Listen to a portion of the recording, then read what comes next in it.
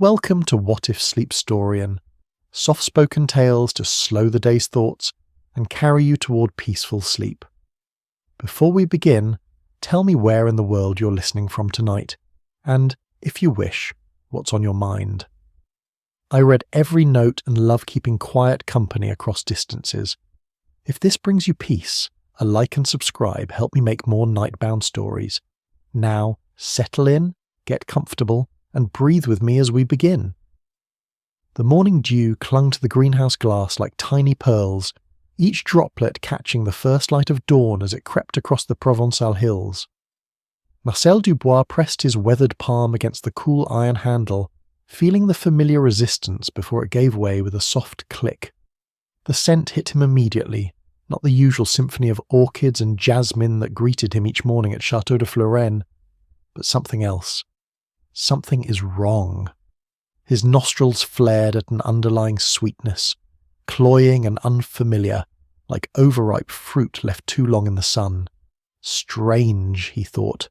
Professor Beaumont never permitted anything in his private greenhouse to decay.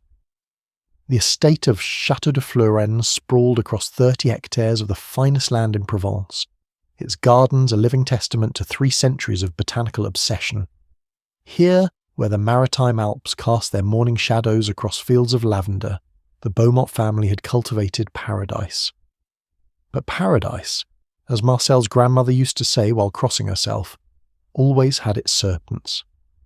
Marcel stepped inside, his worn boots silent on the slate pathway that wound through Professor Auguste Beaumont's most precious collection. The greenhouse, a Victorian marvel of iron and glass that the professor had imported piece by piece from England, stretched 60 feet long and rose to a peaked ceiling 20 feet high. In the gentle morning light filtering through the condensation-fogged panes, it looked like the inside of a cloud, all soft edges and mysterious shadows. The orchids hung from their specially designed copper frames, their blooms cascading in impossible colours, violet-black beauties from Borneo, pearl-white ghosts from Honduras, tiny golden dancers from Brazil. Each one represented years of correspondence, favours called in, expeditions funded. The professor had often said his orchids were worth more than the chateau itself, though he'd laugh when he said it, that dry laugh that never quite reached his eyes. But this morning, the orchids seemed to lean away from something. Their usually proud blooms turned as if in distaste or fear. Marcel followed their silent direction, his steps slowing as he rounded the Australian tree ferns that formed a natural screen at the greenhouse's heart. Professor Auguste Beaumont lay among his prized Cypripedium orchids, the rare slipper orchids he'd been cultivating for 20 years. His body was arranged. Yes, arranged was the word, Marcel would later tell the gendarmes, with a peculiar formality, as if he'd decided to take a very deliberate nap on the greenhouse floor. His hands were folded across his chest, his silver hair perfectly combed, his gardening apron still pristine white. Only his face betrayed the truth. The skin had taken on a faint bluish tinge, and his expression. Marcel had seen death before, plenty of it during the war, but the professor's face held something different. Not pain, exactly, but surprise. As if in his final moments he'd discovered something extraordinary. Above the body a single orchid bloomed with violent beauty. Marcel had never seen it flower before. The professor had been waiting 7 years for this moment, checking it each morning with the dedication of a priest at matins, the Dendrobium mortalis he'd called it, though Marcel suspected that wasn't its real name.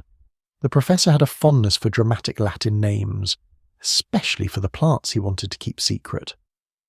The orchid's petals were deep purple-black at the edges, fading to the most delicate pink at the centre, and they seemed to pulse in the morning light, though that might have been Marcel's imagination, or the way his hands had begun to shake. He backed out of the greenhouse, careful not to disturb anything, though his legs wanted to run. The morning sun had fully crested the hills now, painting the lavender fields in shades of purple and gold. The beauty of it seemed almost obscene given what lay in the greenhouse. Marcel hurried toward the chateau, his mind already racing through who needed to be told, and in what order. Madame Beaumont, of course, though the young Lady Vivienne rarely rose before 10. Dr. Laroche should be summoned from the village, and Marguerite, the housekeeper, she would know exactly what to do. Marguerite always did. The chateau stood proud against the morning sky, its honey-coloured stones glowing in the early light. Built in 1687 by the first Baron de Florenne, it had survived revolution, war, and the changing fortunes of aristocracy. The Beaumonts had purchased it in 1898, when Auguste's father had made his fortune in the Indochina rubber trade.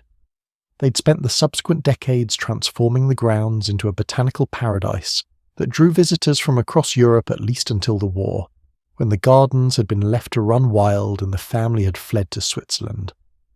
Marcel found Marguerite in the kitchen, already preparing the professor's usual breakfast soft-boiled eggs, toast with lavender honey from the estate's own hives, and strong black coffee. She looked up at his entrance, and her face immediately shifted from its usual morning contentment to concern. Marguerite Rousseau had been with the family for 32 years, since she was a girl of 14, and she could read the moods of the estate like a sailor reads the weather. "Qu'est-ce qui se passe, Marcel?" she asked, setting down the silver egg cup she'd been polishing. "What's happening?" "The professor," Marcel managed, his Provençal accent thicker than usual with distress, "in the greenhouse. He's Marguerite. He's dead." The egg cup clattered to the floor, the sound sharp as breaking bones in the morning quiet. Marguerite crossed herself, her lips moving in a silent prayer. Then her practical nature reasserted itself. "You're certain?" "Sometimes the professor meditates among his flowers." "I'm certain."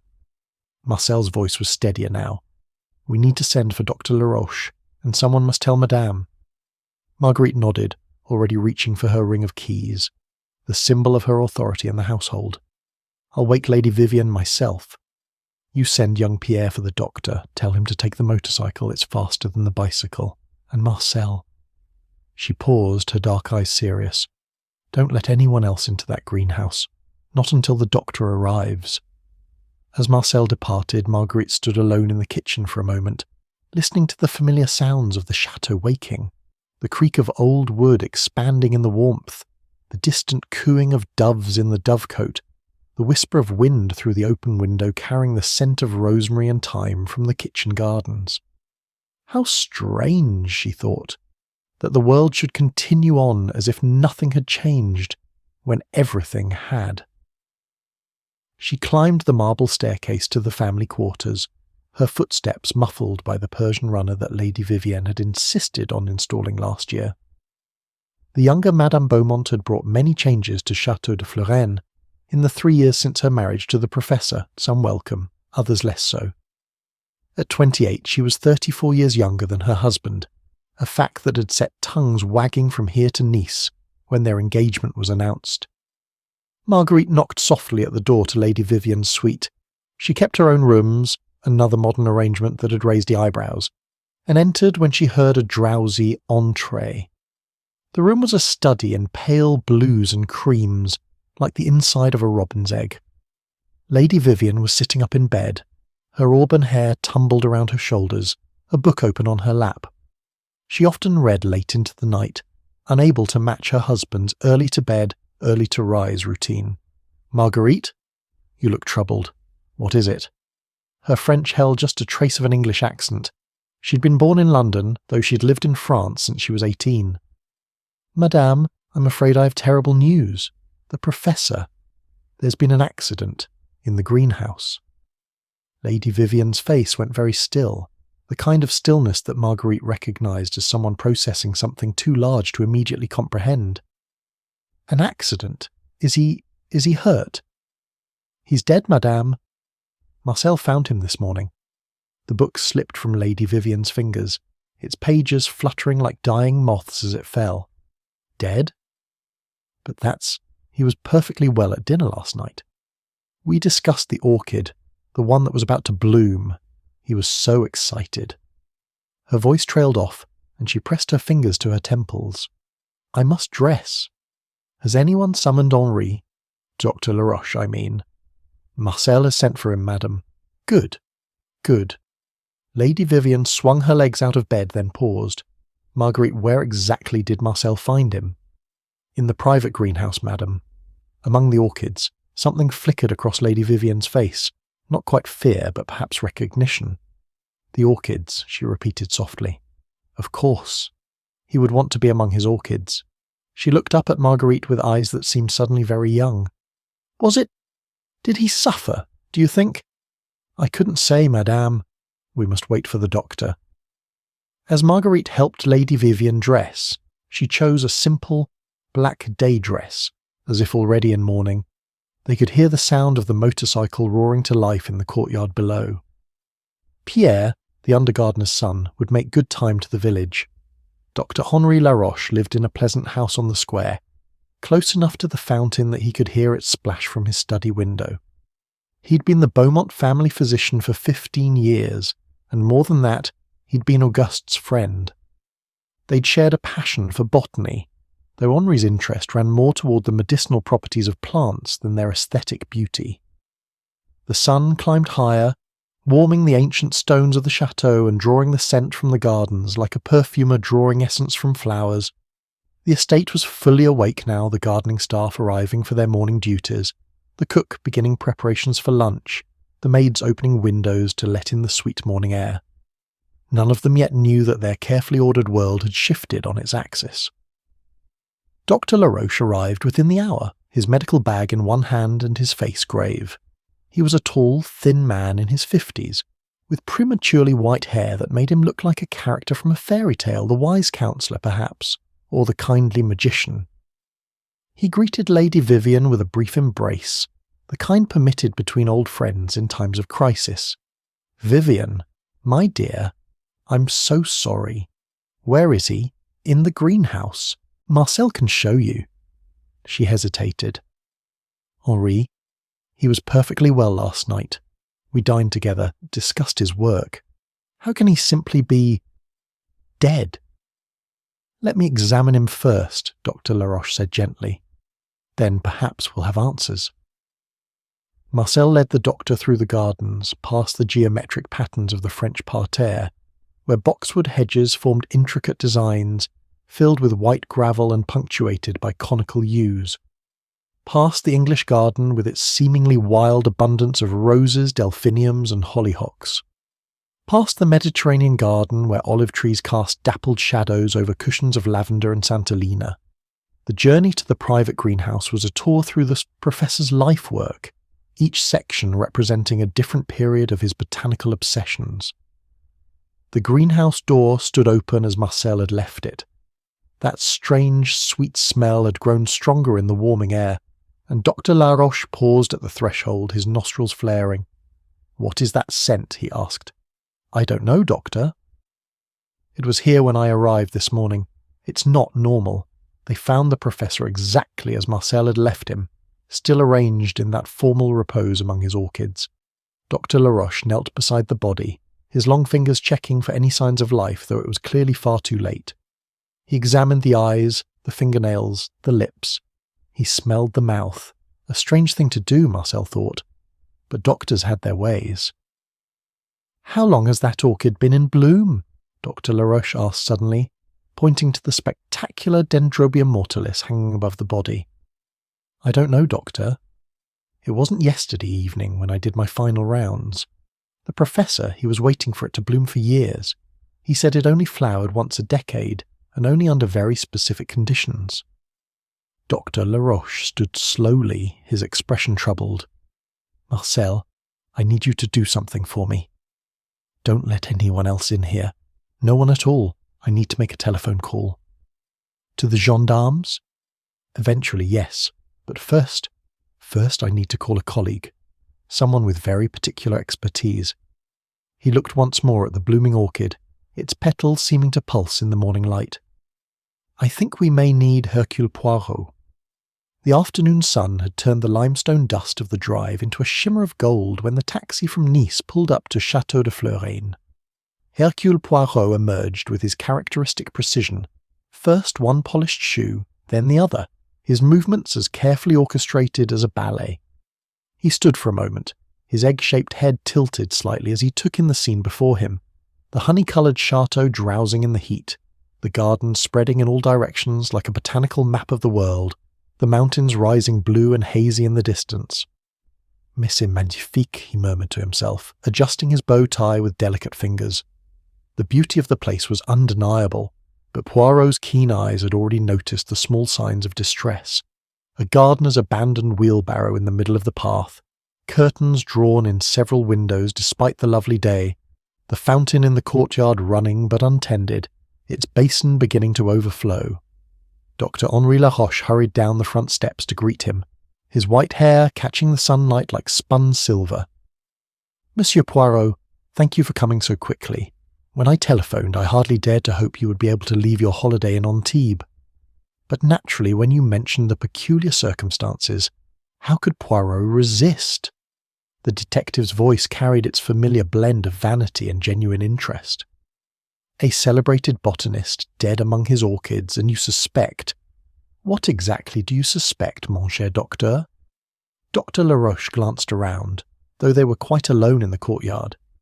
"I suspect that Auguste Beaumont was murdered, Monsieur Poirot. Murdered by someone with a deep knowledge of botanical poisons. The symptoms— But come, let me show you the greenhouse. Nothing has been touched since this morning." They walked through the gardens, and Poirot observed how each section told its own story. The French parterre spoke of order and control, every hedge trimmed to mathematical precision. The English garden whispered of controlled chaos, where nature was allowed to seem wild within carefully prescribed boundaries. The Japanese garden, with its raked gravel and precisely placed stones, suggested contemplation and hidden meanings, and everywhere the scent of lavender drifted like a peaceful ghost, at odds with the tension that gripped the estate. "Tell me about Professor Beaumont," Poirot said as they walked. "What manner of man was he?" "Brilliant," Dr. Laroche replied immediately. "Perhaps the finest botanical mind in Europe." But also he hesitated, searching for the right words. Auguste could be difficult. He was secretive about his work, paranoid even. In recent months, he'd become convinced that someone was trying to steal his research, and was someone? I thought it was merely the fantasies of an aging mind. But now— Dr. Laroche shrugged eloquently. The private greenhouse stood before them, its Victorian iron framework dark against the glass that caught and fractured the afternoon light. Even from outside, Poirot could see the extraordinary collection within, orchids hanging like exotic birds, ferns creating a green understory, vines twining up the supports in botanical ambition. "Before we enter," Poirot said, "tell me who was present at the chateau yesterday." "The household, of course. Lady Vivienne, Marguerite the housekeeper, Marcel the head gardener and his staff. But we also had visitors. James Whitmore arrived from London 2 days ago. He's a botanist from Kew Gardens, an old rival of Auguste's. They've been competing for decades over various botanical discoveries. Then there's Céleste Durand, Auguste's research assistant. She lives in the village but often stays late working in the laboratory. And Philippe, Auguste's son from his first marriage. He arrived yesterday afternoon, unexpectedly." Unexpectedly? They were not close. They hadn't spoken in 2 years. Some quarrel about money and the estate. Philippe felt his father cared more for his plants than his family. Dr. Laroche opened the greenhouse door. Perhaps he was right. The scent hit Poirot immediately, that underlying sweetness Marcel had noticed, but now mixed with other odours. The green smell of photosynthesis, the earthiness of potting soil, and something else, something chemical and sharp.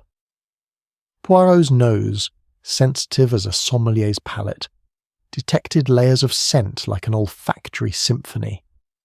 The body still lay among the orchids, though now covered with a white sheet. Poirot lifted it delicately, studying the late professor's face with his penetrating green eyes.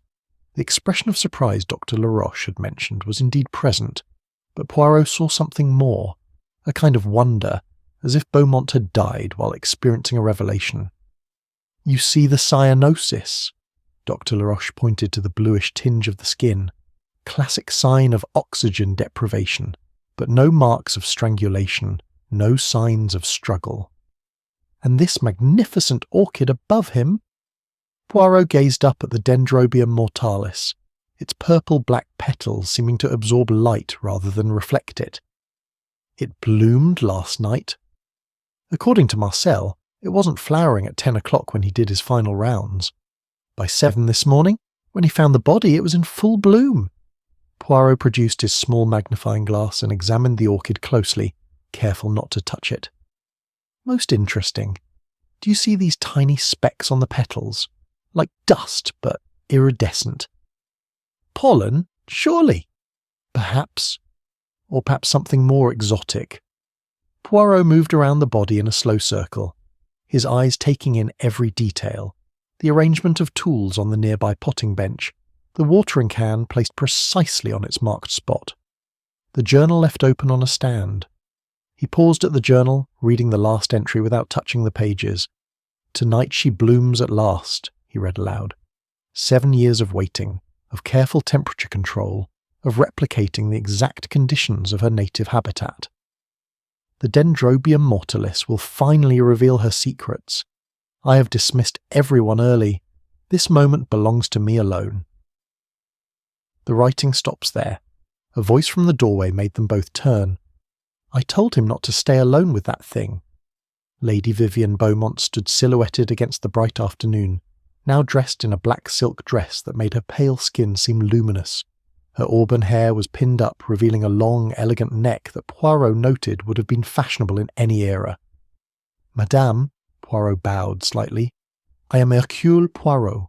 Please accept my condolences on your loss." "Mr. Poirot." Her voice was steady, but her hands betrayed her, twisting a black-bordered handkerchief. "Henri telegrammed that you might be able to help us understand. What happened? You say you warned your husband not to be alone with the orchid. Why?" She entered the greenhouse properly, though Poirot noticed how she carefully avoided looking at the covered form on the floor.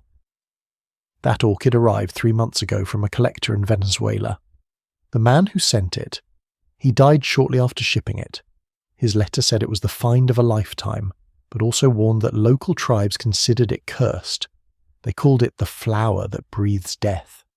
"Superstition," Dr. Laroche said dismissively. "Is it?" Lady Vivian's eyes flashed. The courier who brought it from Marseille fell ill for a week.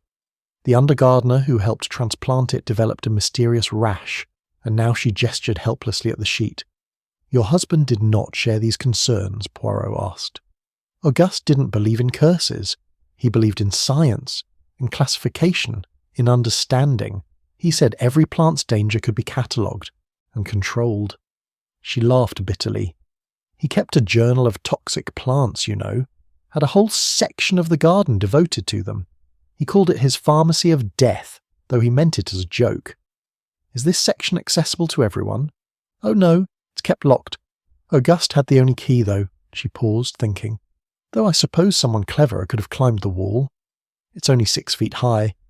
Poirot filed this information away in the neat cabinets of his mind. "I would like to see this poison garden, but first perhaps you could tell me about yesterday." "Who dined with you?" "All of us," Lady Vivian replied. "It was unusual, actually. We rarely had everyone together. James Whitmore was there. He and Auguste argued, as they always did, about some paper James was publishing. Celeste joined us, which pleased Auguste. He treated her like a daughter. And Philippe arrived just as we were sitting down to dinner. That must have been awkward," Dr. Laroche observed. "Auguste was furious at first, but Philippe said he'd come to make amends, to accept his father's decisions about the estate. They even embraced, though it seemed—" She searched for the word theatrical, as if Philippe was performing the role of the prodigal son. "And after dinner, Auguste couldn't wait to return to his greenhouse. The orchid was showing signs of blooming. The bud had begun to swell and change colour. He dismissed everyone, even Celeste, though she begged to stay and observe. He wanted to be alone for the grand moment." Her voice caught. "I went to my room to read.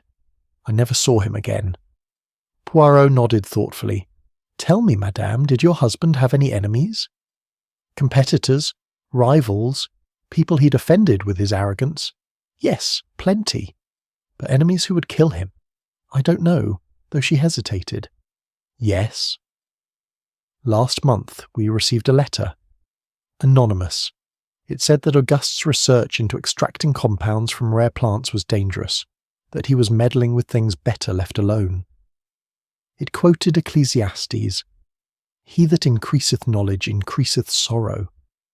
Do you still have this letter? It should be in Auguste's study. He laughed it off, but I noticed he increased the locks on the greenhouse after that. A commotion from outside interrupted them. Voices raised in anger, one with a distinctive English accent. Through the glass walls of the greenhouse, they could see two men facing each other in the garden path, their postures aggressive. "James and Philippe," Lady Vivian sighed. "They despise each other. James thinks Philippe is a wastrel who doesn't appreciate his father's genius. Philippe thinks James is a parasite who's been stealing Auguste's ideas for years." Poirot observed the confrontation with interest. The Englishman, James Whitmore, was a sturdy man in his 60s, with a kind of ruddy complexion that suggested either outdoor work or a fondness for whiskey. Perhaps both. Philippe Beaumont was his opposite, thin, pale, elegant in the way of French aristocrats who've never quite accepted the modern world. He looked like his father might have looked 30 years ago, before decades of peering at plant specimens had bent his spine and weathered his skin. Perhaps, Poirot suggested, we should intervene before they come to blows. They emerged from the greenhouse into the afternoon heat. The two men immediately stepped apart, though the tension between them remained visible as heat shimmer. "Ah," said James Whitmore, his voice carrying the authority of Oxford despite his obvious agitation. "You must be the famous detective Henri mentioned. Come to sort out this dreadful business, have you?" "Hercule Poirot, at your service." Poirot's bow was a masterpiece of courtesy that somehow also conveyed authority. "And you are Monsieur Whitmore, the botanist from Kew Gardens, non?" "That's right. Colleague of poor Auguste's, though you wouldn't know it from the way some people talk." He shot a venomous glance at Philippe. "My father's competitor, you mean?" Philippe said coldly. His French was Parisian, polished as silver. "How convenient that you were visiting when he died." "I was invited," James snapped, "which is more than you can say." "Gentlemen," Poirot interrupted smoothly, "perhaps we could continue this discussion in the shade. The sun, she is quite fierce, and the little grey cells, they do not function well when overheated." This unexpected observation startled both men into silence. Lady Vivienne led them to the terrace, where the shadow of ancient plane trees provided relief. Marguerite appeared as if by magic with a tray of cold lemonade, the glasses beaded with condensation.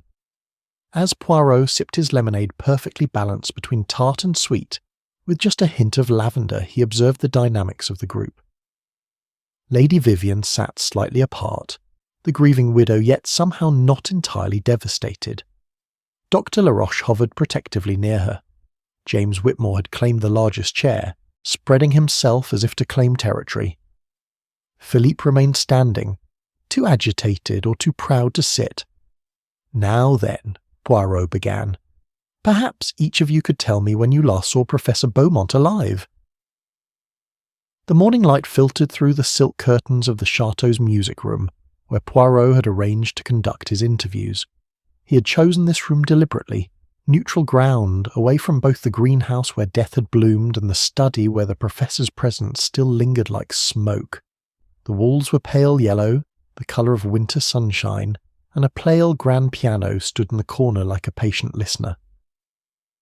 On every surface, Lady Vivienne had placed small arrangements of flowers from the garden, their scent mixing with the lingering fragrance of lemon oil from the recently polished furniture. Poirot sat in a striped armchair, his notebook balanced on his knee, his patent leather shoes reflecting the morning light. Across from him, Lady Vivienne had taken her place on a small sofa, her black morning dress making her seem like a shadow against the cream-coloured upholstery. She held herself with a kind of rigid composure that suggested great effort, as if relaxing even slightly would cause her to shatter. "Madame," Poirot began gently, "I must ask you some delicate questions about your marriage. You will forgive the intrusion, but in cases of murder, and I believe this is murder, we must examine everything, no matter how personal. I understand." Her voice was steady, though her fingers found the pearl necklace at her throat, running along the smooth spheres like a rosary. "What would you like to know? You and Professor Beaumont, you were married for 3 years. 3 years and 4 months. A ghost of a smile touched her lips. August was very precise about dates. He remembered everything.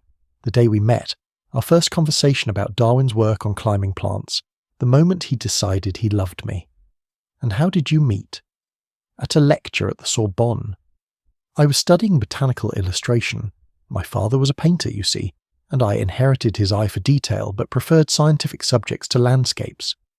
Auguste was giving a presentation on the carnivorous plants of Madagascar. The way he spoke about them, with such passion, such reverence. Plants were never just specimens to him. They were puzzles, poems, entire worlds unto themselves. She rose and walked to the window, looking out at the gardens that sprawled in geometric and natural patterns toward the horizon. I was 25, and I'd never met anyone who saw the world the way I did, as endlessly fascinating, full of secrets waiting to be discovered. The age difference didn't matter to me. Auguste's mind was young, vibrant. It was his body that betrayed him in the end, growing tired while his thoughts still raced. Yet the marriage had its tensions, Poirot suggested delicately. Lady Vivienne turned back to him, and he saw a flash of something. Anger, relief, in her green eyes.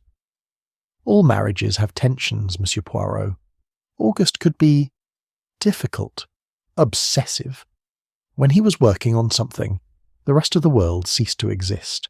I could be standing right in front of him, speaking, and he would look through me as if I were made of glass, his mind entirely occupied with stomata and chlorophyll. This must have been lonely for you. Lonely?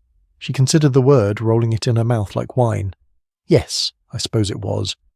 But I had my own work.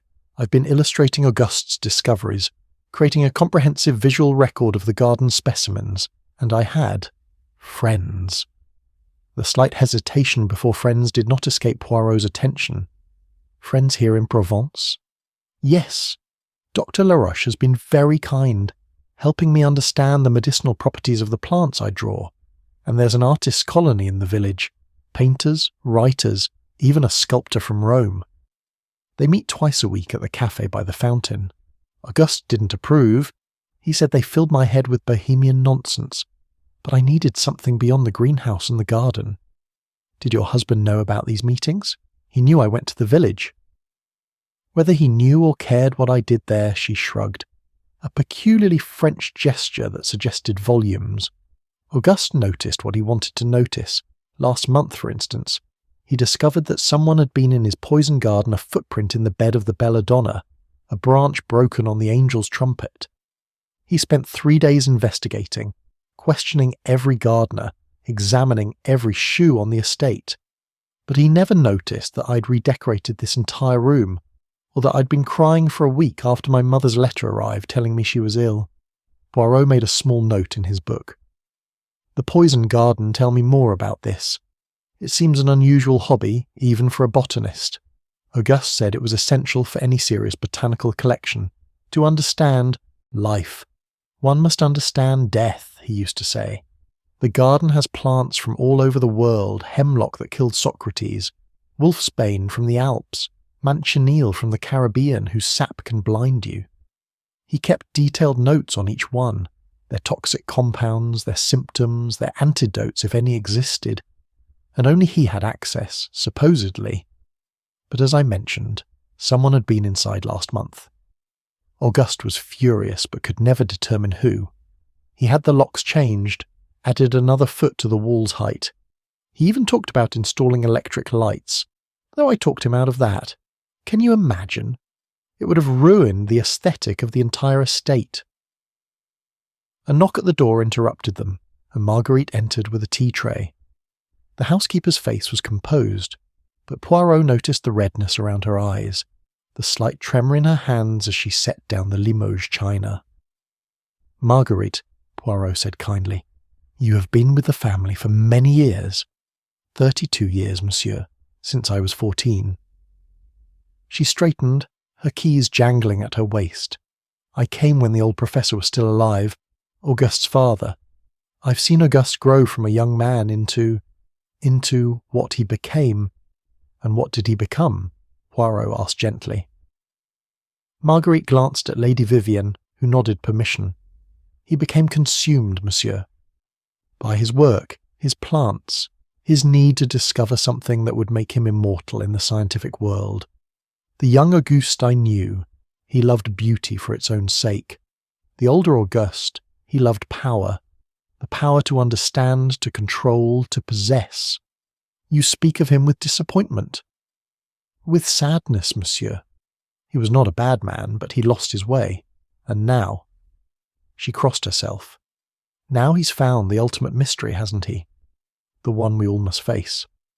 After Marguerite left, Poirot turned his attention to a leather journal Lady Vivian had brought at his request. Auguste's personal diary, distinct from his scientific notebooks. "May I?" he asked, and at her nod began to page through it. The professor's handwriting was precise, almost mechanical, but the content was surprisingly emotional. "Listen to this entry from last month," Poirot read aloud. "The Dendrobium mortalis shows signs of budding. After 7 years of dormancy, I believe the key was replicating the exact humidity and temperature fluctuations of its native Venezuelan cloud forest. But more than that, I've discovered something extraordinary about its chemical composition. The alkaloids present in its tissue are unlike anything in the literature. If my hypothesis is correct, this single orchid could revolutionize our understanding of plant neurotoxins." "He never told me that," Lady Vivian said quietly. "He said it was just another rare specimen." Poirot continued reading, his eyebrows rising. "C knows. Somehow she knows. I see it in how she looks at the orchid, how she lingers near it. Did she read my notes? Has she been conducting her own experiments? I must be more careful. The knowledge this flower contains is too dangerous for someone of her limited understanding." "C, that would be Celeste, his assistant?" "I assume so. She was always in the greenhouse, always watching him work. Auguste encouraged her at first. He said she had the best botanical mind he'd encountered since mine." A bitter smile touched her lips. "But recently he'd grown suspicious of her. He thought she was too ambitious, too eager to claim credit. And was she? Perhaps. She's brilliant, you know. Her doctoral thesis on hybrid orchid cultivation was groundbreaking, but she came from nothing. Her father was a postal clerk in Marseille, and Auguste never let her forget it. He could be cruel that way, reminding people of their place." Poirot set aside the journal and picked up another item Lady Vivian had provided, a bundle of letters tied with green ribbon. "These are the threatening letters I mentioned." There were 3 in total, arriving over the past 2 months. The first letter was written on expensive paper, though there was no letterhead or identifying mark. The handwriting was deliberately crude, as if someone educated was trying to appear otherwise. Professor Beaumont. "Your investigations into God's sacred mysteries are an abomination. The flowers you cultivate are Satan's garden. Cease your unholy work or face divine retribution. The earth shall reveal her blood and shall no more cover her slain." Isaiah 26:21. The second was more specific. "You think yourself clever with your locks and walls, but no barrier can keep out justice. Your poison garden is a testament to your corruption. How many have died so you could understand death? How many more will die from the knowledge you seek to unleash? End your research into the Dendrobium mortalis, or it will end you." The third, which had arrived just a week ago, was the briefest and most chilling. 7 days until the flower blooms, 7 days until judgment, the angel of death, has beautiful petals. This last one, Poirot mused, suggests intimate knowledge of the orchid's blooming cycle. Who would have known? Anyone in the household, I suppose. Auguste talked of nothing else at dinner for the past week, and Celeste certainly knew. She'd been helping him monitor its development. James Whitmore might have known too. He and Auguste corresponded regularly about their research, though Auguste was always careful not to reveal too much. And Philippe? Philippe hadn't been here in 2 years until yesterday, but... She paused, thinking. He might have heard from someone. The gardeners talk in the village. News travels. Poirot was about to respond when the door burst open. Celeste Durand stood there, her usually neat appearance dishevelled, her dark hair escaping from its pins, her white laboratory coat stained with something that looked like green ink. "Lady Beaumont, Monsieur Poirot, forgive the intrusion, but I've discovered something. In the Professor's laboratory. Something that changes everything." She held up a glass vial filled with clear liquid. This was hidden in the Professor's personal cabinet. It's labelled in his hand, Dean 7 extract. I tested it. It's a concentrated neurotoxin derived from the Dendrobium mortalis. The Professor had been extracting it for weeks, perhaps months. This single vial contains enough poison to kill a dozen people. Lady Vivian went very pale. "But why would Auguste?" "That's not all," Celeste continued, her voice shaking with excitement or fear. "I found correspondence with a pharmaceutical company in Switzerland. They were offering him 2 million francs for exclusive rights to any compound he could derive from the orchid. The letter is dated 3 days ago. The Professor never mentioned this to anyone." Poirot rose slowly, his mind already racing through possibilities. "Mademoiselle Durand? This laboratory, is it locked?" "Usually, yes, but this morning I found it open. The lock had been forced. Someone was searching for something. Or removing evidence," Poirot murmured. He turned to Lady Vivian. "Madame, I must ask, did your husband have life insurance?" "Yes, a substantial policy. But surely you don't think—" "I think, madame, that we have a murder with many possible motives. Money, professional jealousy, fear of dangerous knowledge being released, perhaps even love. Tell me, did your husband ever speak of changing his will?" Lady Vivian's hand returned to her pearls. "Last week. He said he was considering leaving everything to the Botanical Institute in Paris. He said Philippe didn't deserve it, I didn't understand it, and at least the Institute would preserve his legacy properly." "And did he make this change?" "I don't know. He had an appointment with the notary for today, actually. This afternoon." A heavy silence fell over the room, broken only by the distant sound of the gardeners at work, their tools creating a metallic rhythm against the morning quiet. Somewhere, a dove called mournfully, and the scent of roses drifted through the open window, sweet and funereal. "There's something else," Celeste said quietly. "The flower language. Someone has been leaving flowers with specific meanings around the greenhouse. Yesterday I found yellow carnations, disappointment and rejection. This morning, cypress, death and mourning. And just now, placed on the Professor's desk." She pulled a single flower from her pocket, its petals deep purple black. "Burgundy rose, unconscious beauty, but also—" She hesitated. "Also what?" Poirot prompted. "In the old language, the one the Professor taught me, a burgundy rose can mean something else. It can mean you don't know you're already dead." Lady Vivian gasped, her composure finally cracking. "Who would know such things?" "Anyone with access to the Professor's library," Celeste replied. "He had several books on floriography, the Victorian language of flowers. He used to joke that flowers were more eloquent than people, that they never lied about their intentions." Poirot picked up the burgundy rose, careful not to prick himself on its thorns. It had been cut with precision, the stem at exactly the right angle to preserve its freshness. Someone who understood plants had chosen this messenger. "Tell me," he said thoughtfully in this language of flowers, "what would the Dendrobium mortalis say?" Celeste and Lady Vivian exchanged glances. "We don't know," Lady Vivian admitted. "It's not in any of the traditional guides. Auguste used to say it was a flower outside language, beyond symbolism. He said it spoke only one word." "And what word was that?" "Death," Celeste whispered. "Perfect, beautiful, inevitable death." Outside, clouds had begun to gather over the mountains, casting shadows across the lavender fields. The air grew heavy with the promise of rain, that peculiar tension that comes before a storm in Provence. In the greenhouse, the Dendrobium mortalis continued to bloom, its petals seeming to pulse with their own dark light, keeping whatever secrets it held about the professor's final moments. Poirot stood, his decision made. We must gather everyone, the family, the staff, everyone who was present yesterday. There is a pattern here, a design as carefully cultivated as any garden. And like any garden, if we understand the gardener's plan, we can see what will bloom next. You think there will be another death? Lady Vivian asked, alarmed. I think, madame, that death has been growing here for some time, like a seed waiting for the perfect conditions to germinate. The question is not whether it will bloom again, but whether we can prevent it. Come, we have much work to do, and the storm approaches. As if in response to his words, thunder rolled across the valley, low and ominous.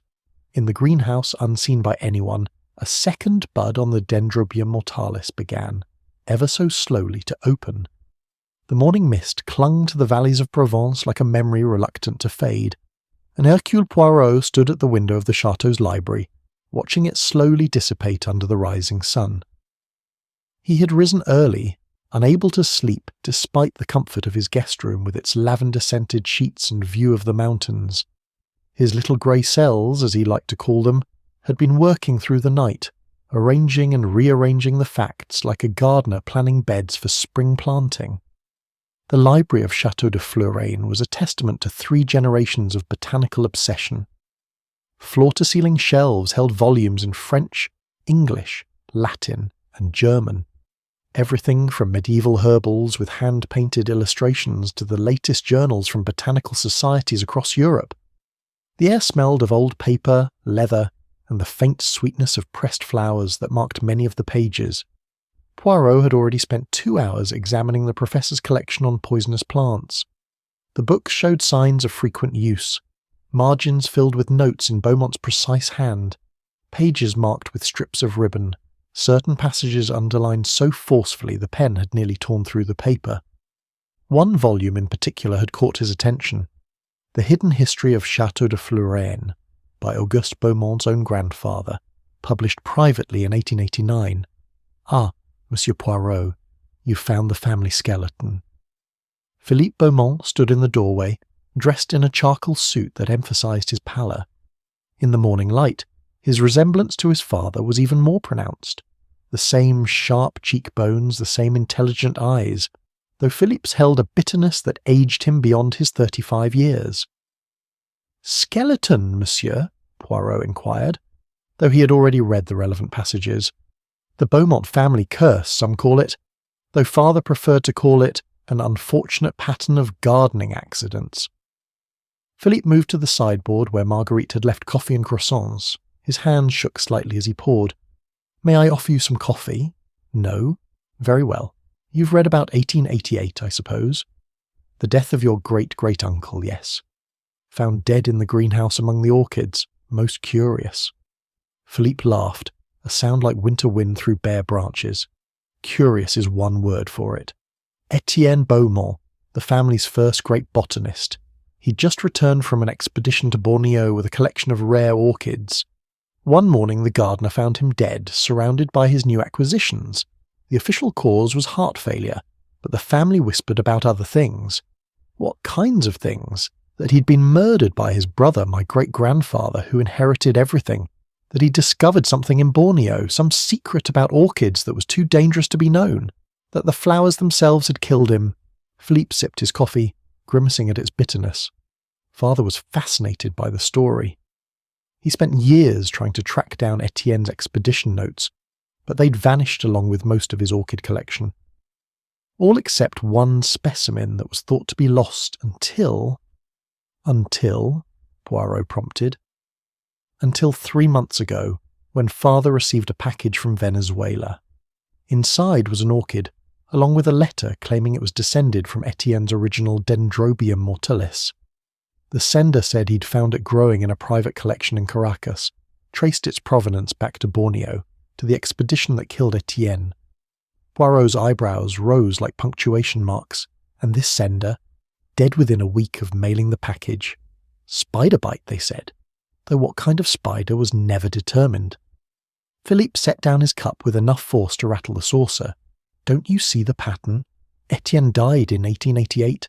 his Venezuelan contact dead 3 months ago, and now father, all connected to that damned orchid. You believe in curses, Monsieur Philippe. I believe in patterns. I believe in cause and effect. And I believe that some knowledge isn't meant for human hands. He turned to stare out the window at the greenhouse, its glass panels catching the morning sun like scales on a dragon's back. Father thought he was above such concerns. He thought science could explain and control everything. Look where that belief got him. Before Poirot could respond, Dr. Laroche entered, accompanied by Marcel the gardener. Both men looked troubled, and Marcel held something wrapped in an oilcloth. Monsieur Poirot, Dr. Laroche began. Marcel has discovered something you need to see. The gardener unwrapped the oilcloth carefully, revealing a pair of leather gloves stained and discoloured. I found these hidden behind the compost heap, monsieur. They're the professor's work gloves, see here, his initials embroidered on the cuff. But look at the stains. Poirot examined the gloves with his magnifying glass. The leather was marked with distinctive patterns, chemical burns from the look of them, and a strange iridescent residue that caught the light. These stains, Dr. Laroche said quietly. I've seen similar marks before. On the hands of a patient who'd been handling pure nicotine extract. Nearly killed himself by accident, the poison absorbed right through his skin. But the professor, his hands showed no such burns, Poirot observed. No, Marcel agreed. I saw his hands clearly. They were perfect, unmarked. He wasn't wearing gloves when I found him. Most curious, Poirot rewrapped the gloves thoughtfully. Tell me, Marcel, you have worked here for how long? 15 years, monsieur. Since I came back from the war. Then you knew about the death in 1902. Marcel's weathered face went pale. You know about that. I know there was another death. Perhaps you could illuminate the details. Marcel glanced at Philippe and Dr. Laroche, then nodded slowly. It was my grandfather, monsieur, Lucien Dubois. He was head gardener then, like I am now.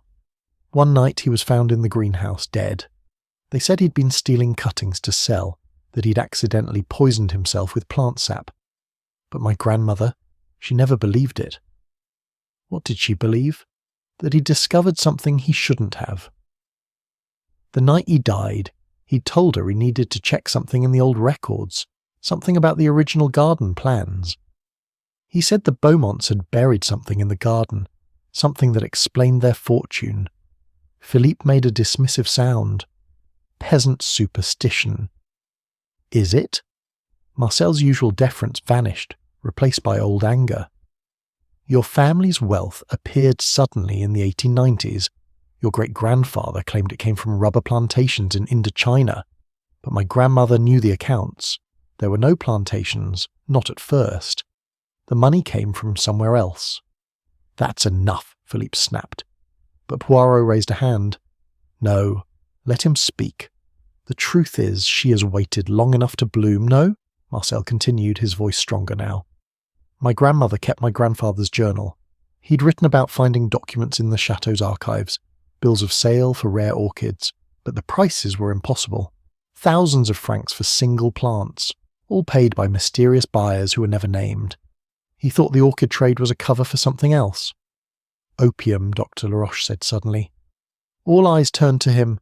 I'm sorry, Philippe, but your father hinted at it once when he'd had too much wine. He said the family fortune was built on flowers that brought dreams and death. I thought he meant it metaphorically, but what if the Beaumonts were using their botanical import business to smuggle opium from Indochina? Philippe sank into a chair, his face grey. Father would have been horrified. He spent his whole life trying to legitimize the family name through science. Or perhaps, Poirot suggested gently, he was trying to atone. Tell me, what was this Project Arcanum that Mademoiselle Durand mentioned? Dr. Laroche answered. Auguste never gave me full details, but I know he was working on extracting and synthesizing plant compounds that could affect the human nervous system. He said he was looking for the opposite of opium, something that could cure addiction rather than cause it, using the Dendrobium mortalis. Among other things, he believed that the most poisonous plants often held the keys to the most powerful medicines. The dose makes the poison, he used to quote Paracelsus. A knock at the door interrupted them. Marguerite entered, her usual composure clearly shaken. "Messieurs, you must come quickly. There's been an incident in the poison garden." They hurried through the morning gardens, past the roses heavy with dew, past the herb garden where bees were already busy among the lavender and thyme. The poison garden stood at the estate's eastern edge, surrounded by its high wall. The iron gate stood open, its lock hanging broken. Inside was botanical chaos. Plants had been torn up by their roots, soil scattered across the gravel paths, labels ripped from their posts and strewn about like confetti. The section devoted to the deadlier specimens, the hemlock, wolfsbane, and angel's trumpet, had been completely destroyed. "Mon Dieu," Marcel breathed. "Who would do such a thing?" Poirot knelt beside a destroyed bed of belladonna, his fingers carefully sifting through the disturbed soil. Someone searching for something, or someone destroying evidence. Look here, these plants were not pulled randomly. Specific specimens were targeted. "The aconitum is gone," Dr. Laroche observed, checking the labels, "and the Ricinus castor beans, both deadly poisons." "When was this discovered?" Poirot asked. "Just now," Marguerite replied. "I was bringing fresh flowers to the chapel for the professor's memorial, and I saw the gate open. No one should be here, the professor always kept it locked. Yet someone was here, someone with knowledge of which plants to take." Poirot stood, brushing soil from his knees. Marcel, besides the professor, who would know the properties of these plants? Mademoiselle Celeste, certainly. She helped catalogue them. Dr. Laroche knows them for their medical properties. Lady Vivian has illustrated many of them. Even Monsieur Whitmore, he and the professor often discuss toxic plants in their correspondence. "I must speak with Monsieur Whitmore," Poirot decided. "Where is he this morning?" "In his room, I believe," Marguerite said.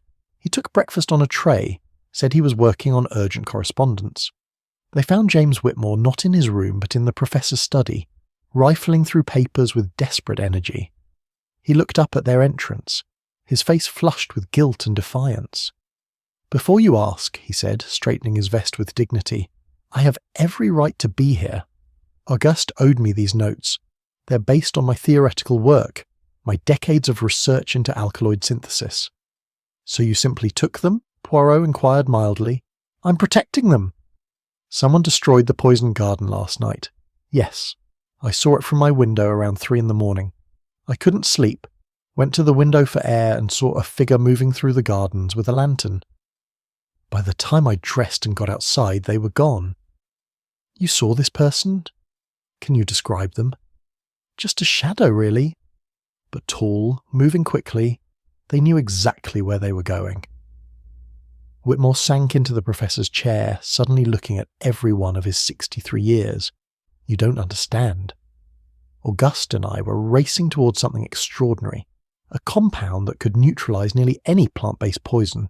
The implications for medicine, for saving lives, it would have revolutionized toxicology. And you believe the Dendrobium mortalis was the key?"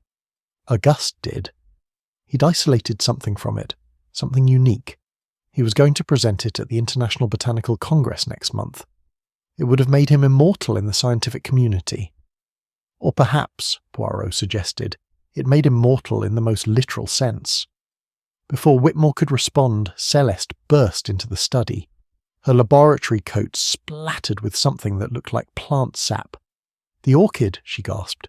"The Dendrobium mortalis. It's changing. The second bud is opening and the pollen.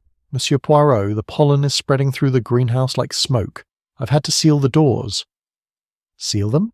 Why?" "Because I've analysed the first bloom's pollen under the microscope. Each grain is covered in microscopic hooks, like burrs, designed to attach to animal fur or clothing. But these hooks are coated with the neurotoxin. It's an evolutionary defense mechanism unlike anything in the literature. The orchid doesn't just produce poison, it weaponizes it, spreads it like a plague." Dr. Laroche went pale. "If Auguste was in the greenhouse when it bloomed, if he breathed in that pollen, it would have paralyzed his respiratory system within minutes," Celeste confirmed. "But here's what I don't understand. The professor knew about this. I found his notes from last week.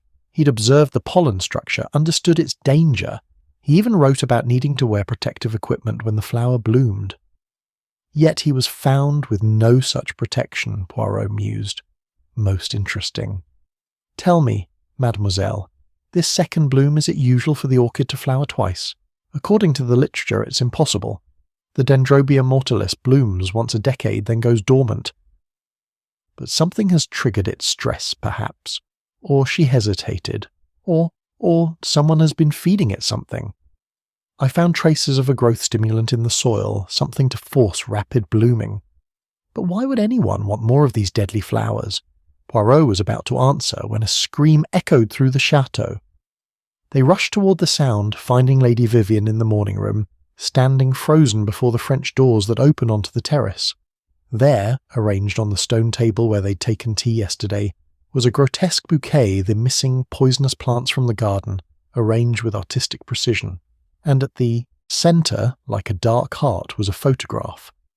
Poirot picked it up carefully. It was old, sepia-toned, showing 3 men in colonial dress standing before a greenhouse. One was clearly a younger Professor Beaumont. The second was Etienne, judging by the family resemblance. The third... That's my grandfather, Marcel said quietly. Lucien Dubois. This must have been taken just before the 1902 incident. On the back of the photograph, someone had written in fresh ink, 3 gardeners, 2 deaths, 1 truth. Tonight, the 3rd flower blooms, and all debts are paid. The 3rd flower. Lady Vivian's voice was barely a whisper, but Celeste said there were only 2 buds. They rushed to the greenhouse where through the glass they could see the Dendrobia mortalis in all its terrible glory. 2 blooms now spread their dark petals, and there, previously hidden behind the others, a 3rd bud was beginning to swell. As they watched, it pulsed as if breathing, as if feeding on some invisible nutrient. Everyone must leave the estate, Poirot announced suddenly. Immediately. Pack only essentials. We reconvene at the hotel in the village. Leave? Philippe protested. This is my family home. And it has already claimed 1 member of your family, possibly 2. I will not allow it to claim a 3rd. Poirot's usual gentle manner had been replaced by steel. Someone here understands exactly what this orchid can do, has planned for it, cultivated it like a murder weapon that grows itself. Until I know who and why, no one is safe. As the household hurried to pack, Poirot remained in the garden, staring at the greenhouse where death bloomed in triplicate beauty. The morning mist had burned away entirely now, leaving the Provençal landscape sharp and clear as a botanical illustration.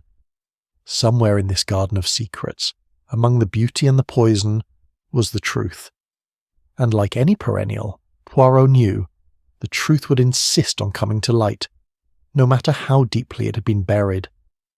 The village of Sainte-Marguerite-les-Fleurs nestled in the valley below Château de Floraine like a cat curled in a basket, its terracotta roofs glowing amber in the late afternoon sun. The Hôtel de Lavande, where Poirot had assembled the household, was a modest establishment that prided itself on its restaurant rather than its rooms. The proprietress, Madame Renard, had given them the private dining room, its walls decorated with faded prints of local flowers and herbs, the windows opening onto a small courtyard where a fountain played its eternal liquid song. Hercule Poirot sat at the head of the long oak table, his fingers steepled before him, his eyes closed in concentration. Around him, the refugees from Château de Floraine had arranged themselves in little clusters of suspicion and alliance. Lady Vivienne sat with Dr. Laroche, their chairs drawn close in mutual comfort. Philippe stood by the window, isolated as always, watching the village square where children played around the ancient plane trees. James Whitmore had claimed a corner, surrounded by the notebooks and papers he'd managed to salvage from the professor's study. Celeste sat near Poirot, her own research notes spread before her, while Marcel and Marguerite occupied chairs near the door, as if their servant status required them to remain on the periphery even here.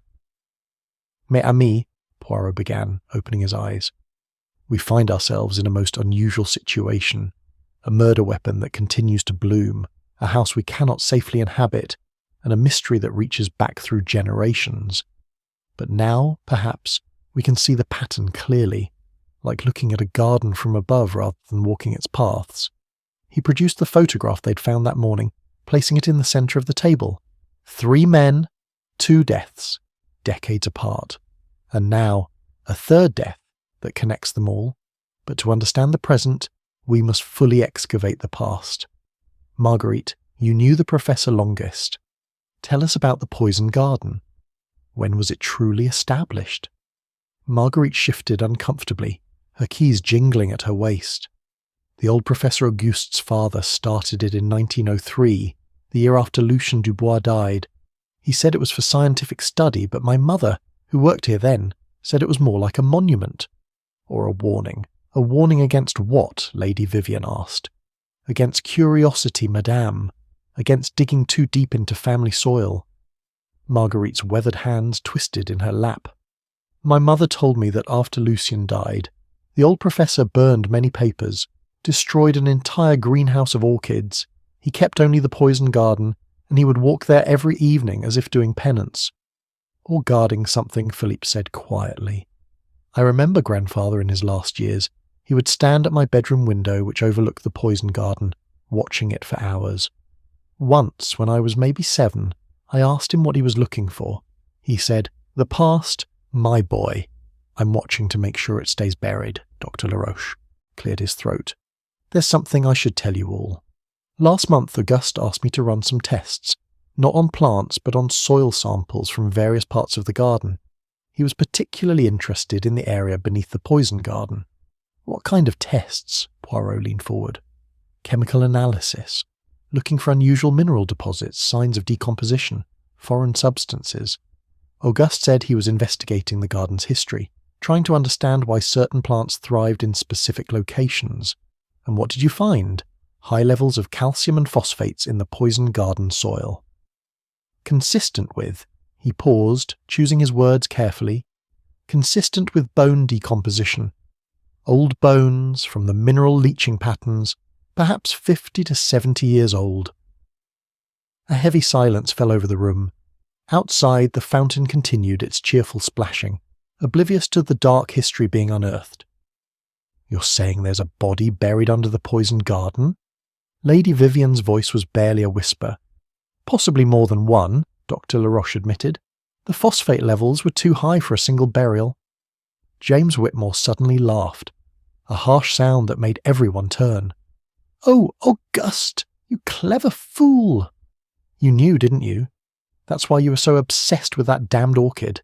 You thought it was connected to whatever was buried there. Explain yourself, Poirot commanded. Whitmore pulled out a letter from his pile of papers. This is from August, dated 2 weeks ago. Listen. My dear James, I believe I finally understood the true purpose of the Dendrobium mortalis. It's not just a poisonous plant. It's a biological lock, designed to protect something. The indigenous peoples of Venezuela told our contact that these orchids only grow where blood has been spilled, where secrets need keeping. What if Etienne brought it back not as a specimen, but as a guardian? A guardian of what? Celeste asked. That's what Auguste was trying to discover. Whitmore set down the letter. He believed Etienne had hidden something in the estate grounds, something valuable or dangerous enough to need such an exotic protection. Poirot stood and walked to the window, his hands clasped behind his back. The sun was beginning its descent toward the mountains, painting the sky in shades of coral and gold. Let us consider what we know.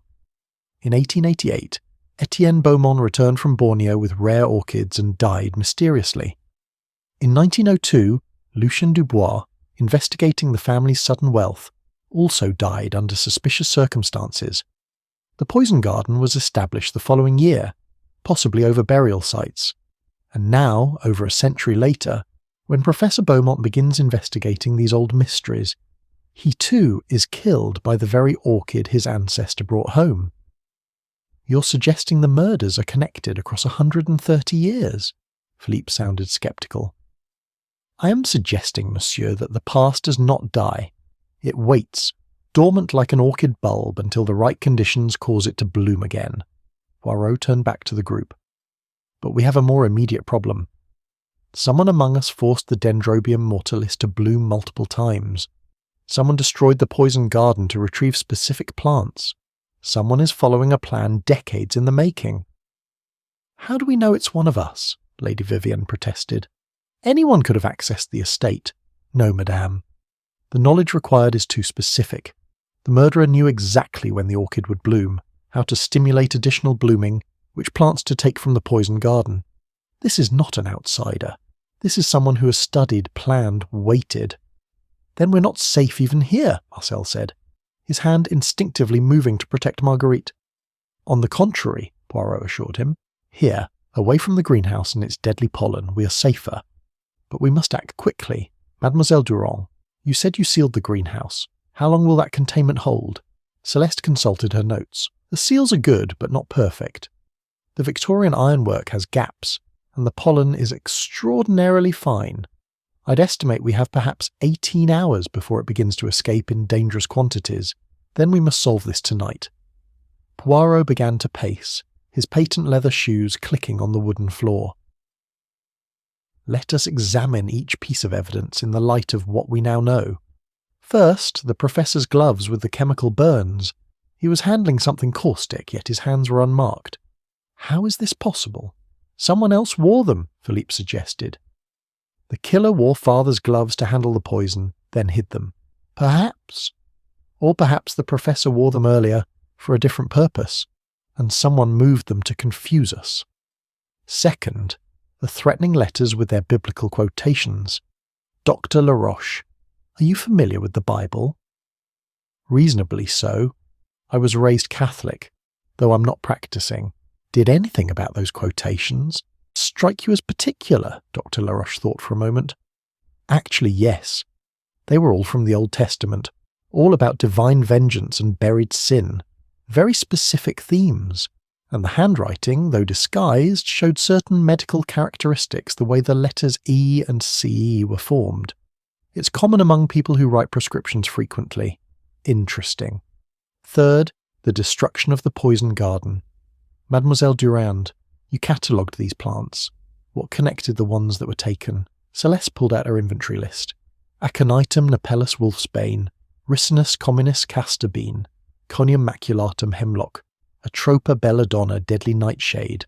All classic poisons, but more importantly all plants that were growing in the garden in 1903, according to the original planting records I found. So our destroyer took the oldest, most established plants. Why? Perhaps, Marguerite said quietly, because those plants knew the truth. My grandmother used to say plants absorb the essence of what's near them. Those old plants, their roots would have grown deep, perhaps deep enough to touch whatever's buried there. A poetic thought, Whitmore scoffed. But Poirot raised a hand. No, Madame Marguerite may have touched upon something important. In my country, Belgium, we have a saying. The earth remembers what men forget. These plants were witnesses, in a sense. Their removal might be an attempt to destroy evidence.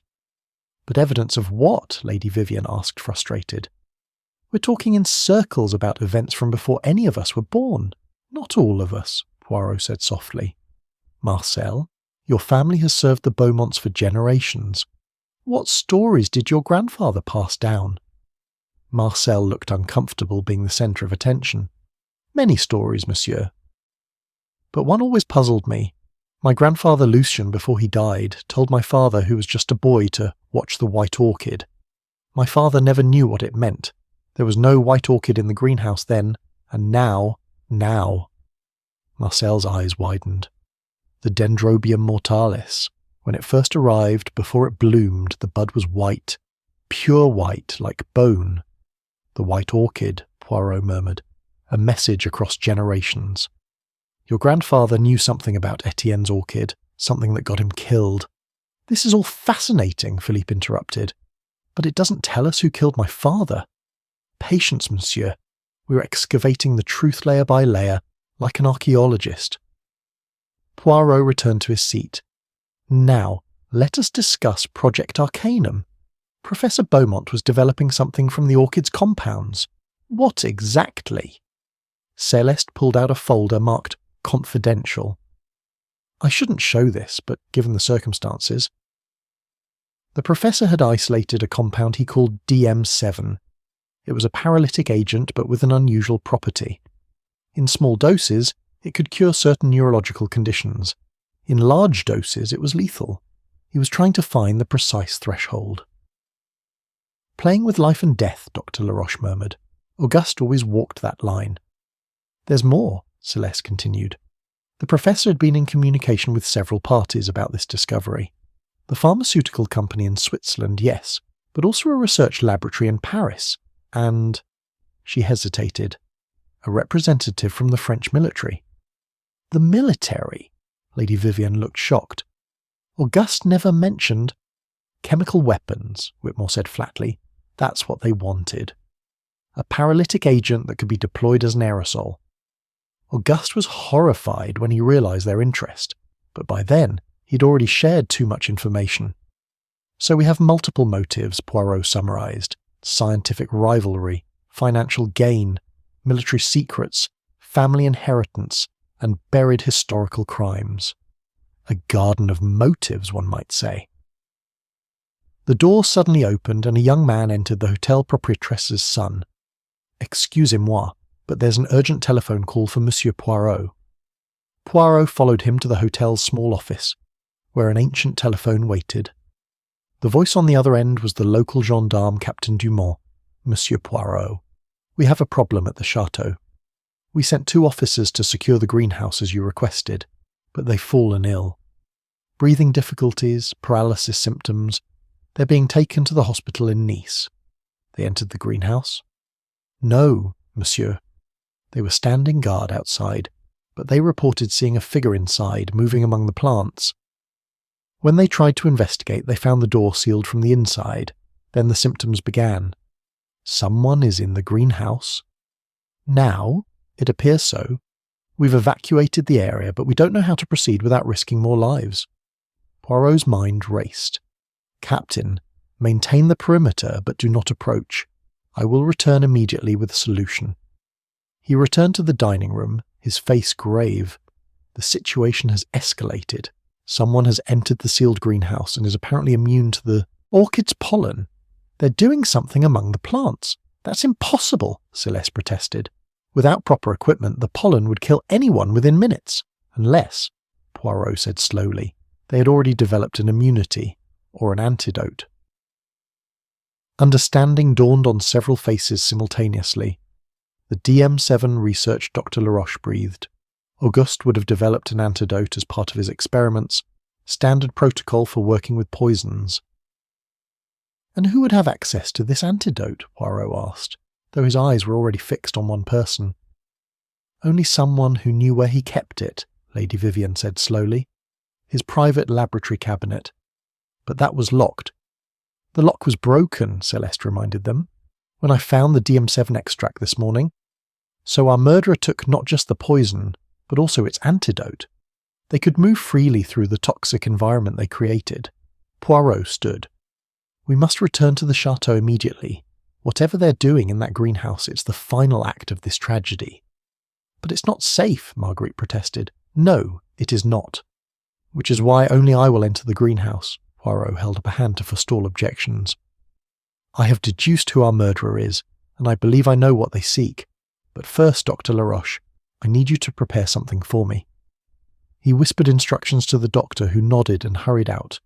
Then Poirot turned to the others. The rest of you will remain at a safe distance.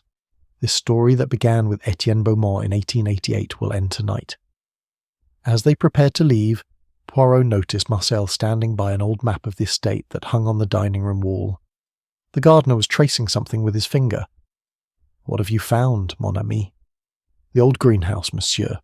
The one that was destroyed after Etienne died. It stood exactly where the poisoned garden is now. Marcel's finger moved across the map. And look, there was an underground passage connecting it to the chateau's wine cellars. For temperature control, they said, but it would also serve to move things unseen, Poirot finished, or to hide them. Marcel, you may have just provided the final piece of the puzzle. The sun had set by the time they reached the chateau, and the moon was rising full and bright, turning the gardens into a landscape of silver and shadow. The greenhouse glowed from within, its light strange and greenish, as if filtered through leaves, or through poison. As they approached, they could see the silhouette moving inside, a figure in what looked like an old-fashioned diving suit, complete with helmet. It moved among the orchids with purpose, searching, digging, destroying. "My God," Lady Vivian gasped, "what are they doing?" "They are harvesting," Poirot said quietly. "Harvesting the past and the future. The question is, will we allow them to succeed?" Dr. Laroche returned with a medical bag. "I have what you requested, Poirot. But I must protest, this is extremely dangerous." "All gardening involves risk, Doctor. One must sometimes grasp the nettle to tend the rose." Poirot took the bag and checked its contents. "Now, everyone stays back. It is time for Hercule Poirot to enter the poisoned garden and confront the gardener of death." He walked toward the greenhouse, its glow growing brighter with each step. Inside, the orchids seemed to pulse with malevolent life, their petals opening and closing like mouths hungry for secrets. The third bloom of the Dendrobium mortalis had fully opened now, its beauty terrible and absolute. And beneath it, the figure in the diving suit continued its desperate search, unaware that the final revelation was about to bloom. The night air was thick with the scent of lavender and something else, something sweet and deadly seeping through the greenhouse seals. Time was running out. The poisoned garden was about to claim its final victim, unless Poirot could prevent it. He reached for the greenhouse door, took a deep breath of clean air, and prepared to enter the heart of the mystery. Behind him, the household of Château de Floraine watched and waited, each wondering if they were about to witness justice or another tragedy. In the distance, a nightingale began to sing, its liquid notes a counterpoint to the tension that gripped the estate. The moon climbed higher, indifferent to human drama, casting its ancient light on a modern murder that had roots reaching deep into the poisoned soil of the past.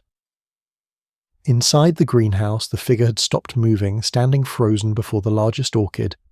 They had found something, pulled it from the soil beneath the plant. Even through the glass, Poirot could see it gleaming in their gloved hands. "Voilà," Poirot murmured, "the secret that has waited a century to be discovered. But at what cost?" He opened the greenhouse door and stepped inside into air thick with deadly pollen and the weight of history about to be revealed. The morning arrived with unusual stillness at Château de Floraine, as if nature itself held its breath in anticipation of revelations to come.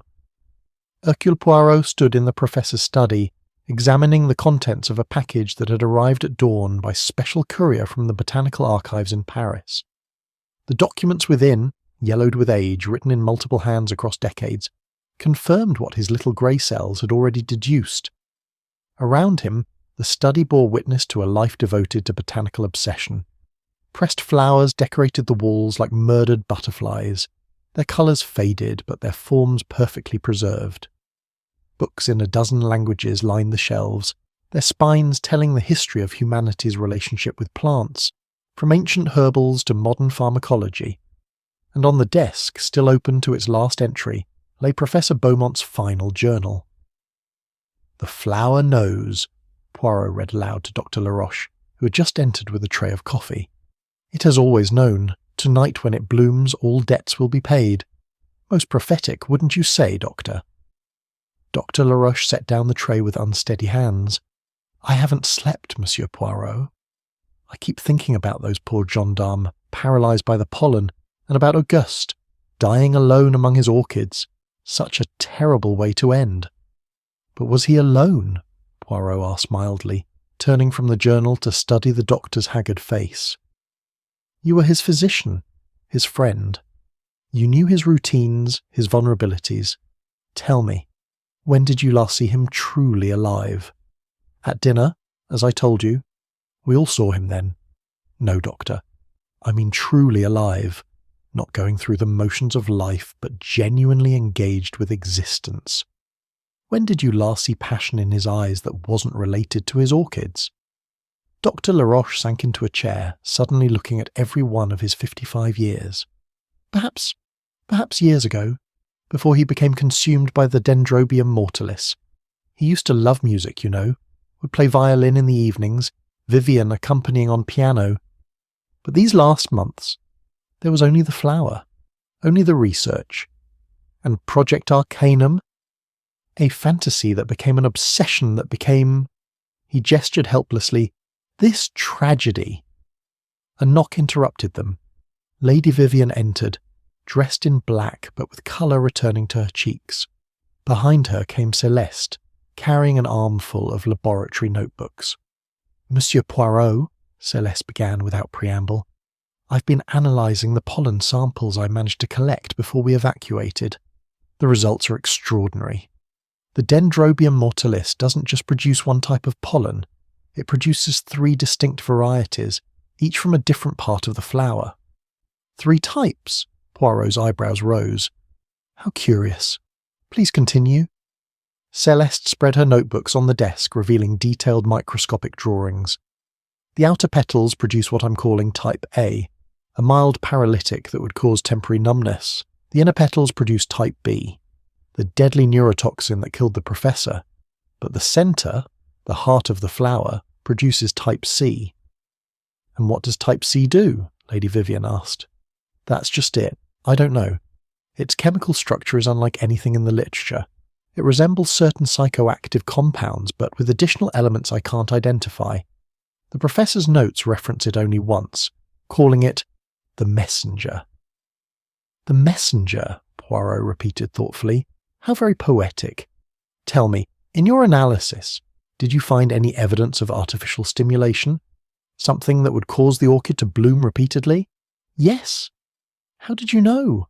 There were traces of a synthetic growth hormone in the soil, something that would trigger premature blooming. But who would... She was interrupted by commotion from outside. Through the window, they could see Philippe arguing with James Whitmore in the garden, their voices carrying across the morning air. You parasitic fool, Philippe was shouting. You've been stealing my father's work for decades. Stealing? Whitmore's British accent was sharp with indignation. Your father built his entire career on the foundation I laid. Every discovery, every paper, drew from my theoretical frameworks. They rushed outside to find the 2 men facing each other near the entrance to the poisoned garden, Marcel and Marguerite already there trying to calm the situation. Gentlemen, Poirot intervened smoothly. Perhaps this energy could be better directed towards solving our current predicament. The greenhouse remains sealed, but for how long? And we still have a murderer among us. Do we? Philippe turned on him. Or was it truly just an accident, as the pollen evidence suggests? My father knew the risks and chose to be there when the flower bloomed. Perhaps we're creating a murder where there was only hubris. An interesting theory, Poirot said, but it fails to account for several facts. First, the forced blooming of additional flowers. Second, the destruction of the poisoned garden. Third, the figure in the diving suit who entered the greenhouse last night despite the deadly pollen. And fourth, he paused dramatically, the letter I received this morning from the Botanical Archives in Paris. He produced the documents he'd been studying. These are employment records from 1888, the year Etienne Beaumont died. They show that a young gardener named Lucien Dubois was hired just 3 weeks before Etienne's death. But more interesting is this. A letter of recommendation for Lucien, written by one Chen Wei, a Chinese botanical scholar who had been corresponding with Etienne about rare orchids. Chen Wei? Marcel stepped forward. That name. My grandmother mentioned it once. She said there was a Chinese man who visited the estate in the early days and taught Lucien about oriental gardening techniques. More than that, Poirot continued, Chen Wei was an expert in botanical toxicology, specifically the use of plants in traditional Chinese medicine. He had written treatises on the dual nature of poisonous plants, their ability to kill or cure depending on dosage and preparation. What does this have to do with my father's death? Philippe demanded. Everything, monsieur. You see, Chen Wei didn't just visit, he lived here secretly for several years. The records show payments made to him under various pseudonyms, always for botanical consultation. He was helping Etienne Beaumont understand the true nature of the Dendrobium mortalis. Marguerite had gone very pale. How do you know all this? Because, Madame Marguerite, your maiden name wasn't Rousseau, was it? It was Chen. You are the descendant of Chen Wei. The silence that followed was absolute. Even the birds seemed to stop singing, and the morning breeze stilled as if nature itself waited for her response. Marguerite stood straighter, her usual servile posture vanishing like a discarded mask. When she spoke, her voice had lost its rural accent, revealing an educated tone that had been carefully hidden for decades. My great-grandfather was Chen Wei, yes. He came to France in 1887, brought by Etienne Beaumont to help understand the orchids he'd discovered in Borneo. But you don't know the whole truth, Monsieur Poirot. No one does. Then enlighten us, madame.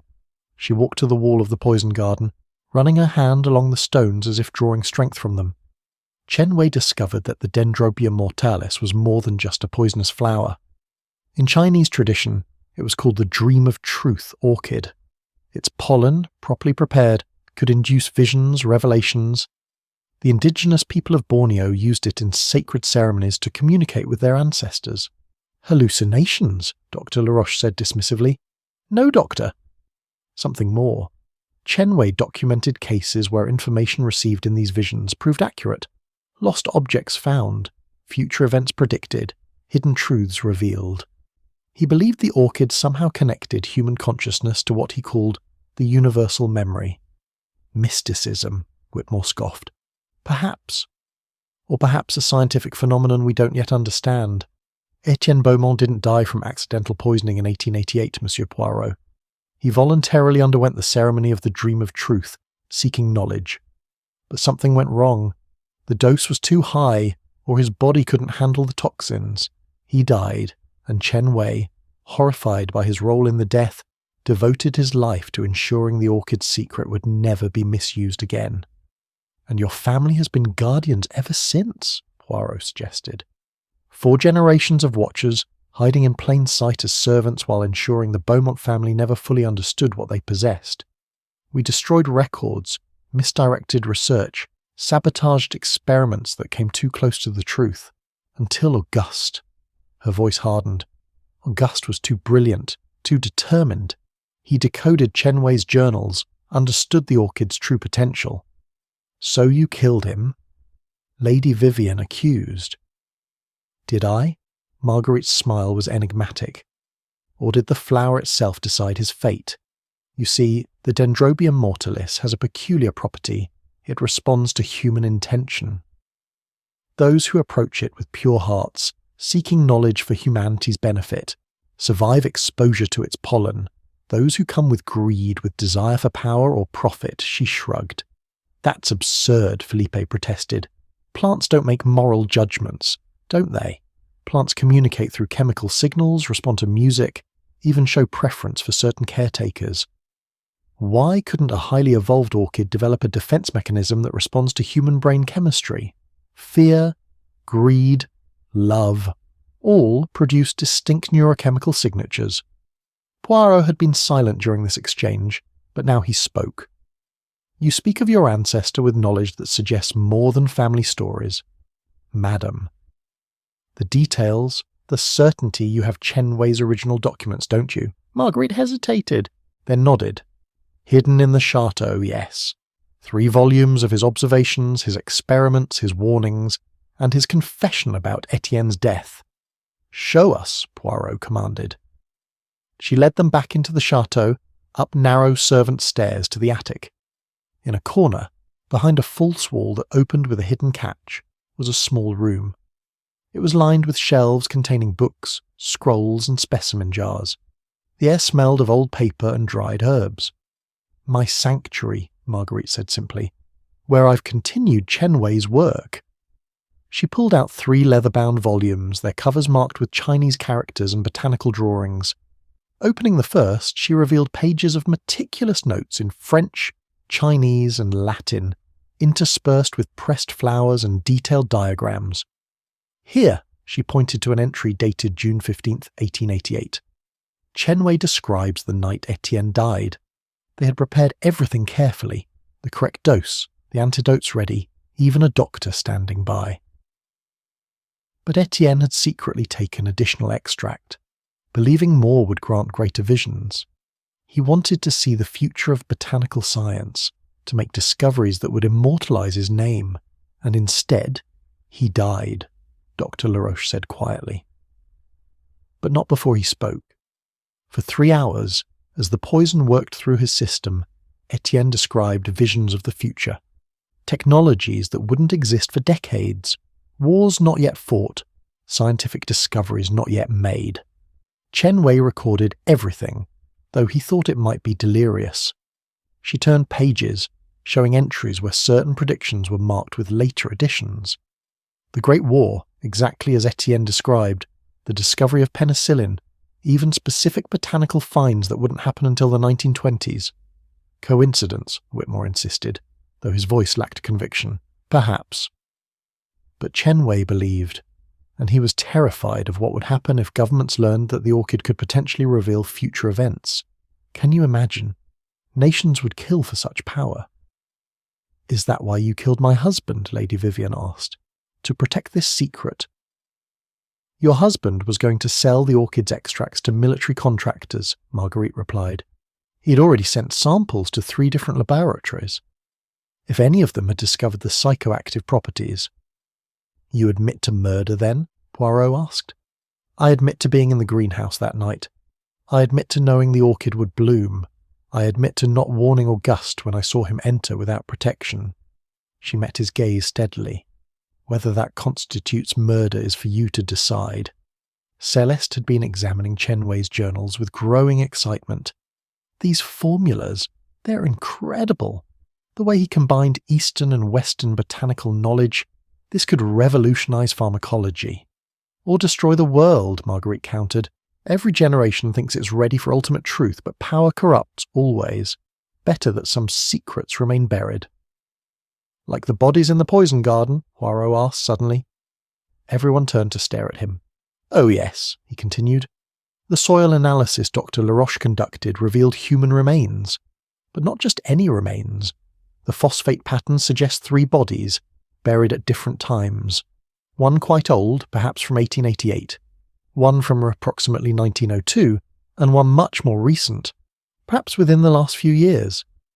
Marguerite's composure finally cracked.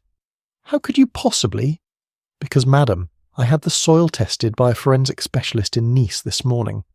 The recent remains show traces of modern dental work, including a gold crown of a type not used before 2020. But that would mean Philippe began, then stopped, his face going white." "Yes," Poirot said gently, "it would mean there has been another death, another murder connected to the orchid, one that has been completely hidden. Would you care to explain, Madame Chen Dubois? Or should I say, Madame Chen Dubois Beaumont?" The revelation hung in the air like the orchid's deadly pollen. Marguerite sank into a chair, suddenly looking ancient. "You know," she whispered, "I suspected when I saw how you looked at certain photographs in the professor's study. Not the look of a servant at her employer, but something more personal, more intimate." "We were married," Marguerite admitted, "secretly, 25 years ago, before he met Vivian, a marriage he denied, annulled, erased, when he decided a servant wife would damage his reputation." Lady Vivian gasped. "But that would mean that I am the rightful heir to everything," Marguerite continued. "The estate, the research, the fortune, all built on my family's knowledge, Chen Wei's discoveries. Auguste used us, discarded us, then had the audacity to pursue the orchid's secrets without understanding their sacred nature. And the recent body in the garden?" Poirot pressed. "My son," Marguerite's voice broke. "Not Pierre. He's my nephew, whom I raised as my own. My real son, Francois, died 3 years ago. He tried to destroy the orchids, all of them, to end this curse. But the greenhouse had been sealed, and the pollen concentration. He didn't stand a chance. Auguste knew. He helped me bury Francois in the poison garden, swore to keep the secret if I continued to serve, to stay silent. Mon Dieu, Dr. Laroche breathed. Auguste knew all this and said nothing.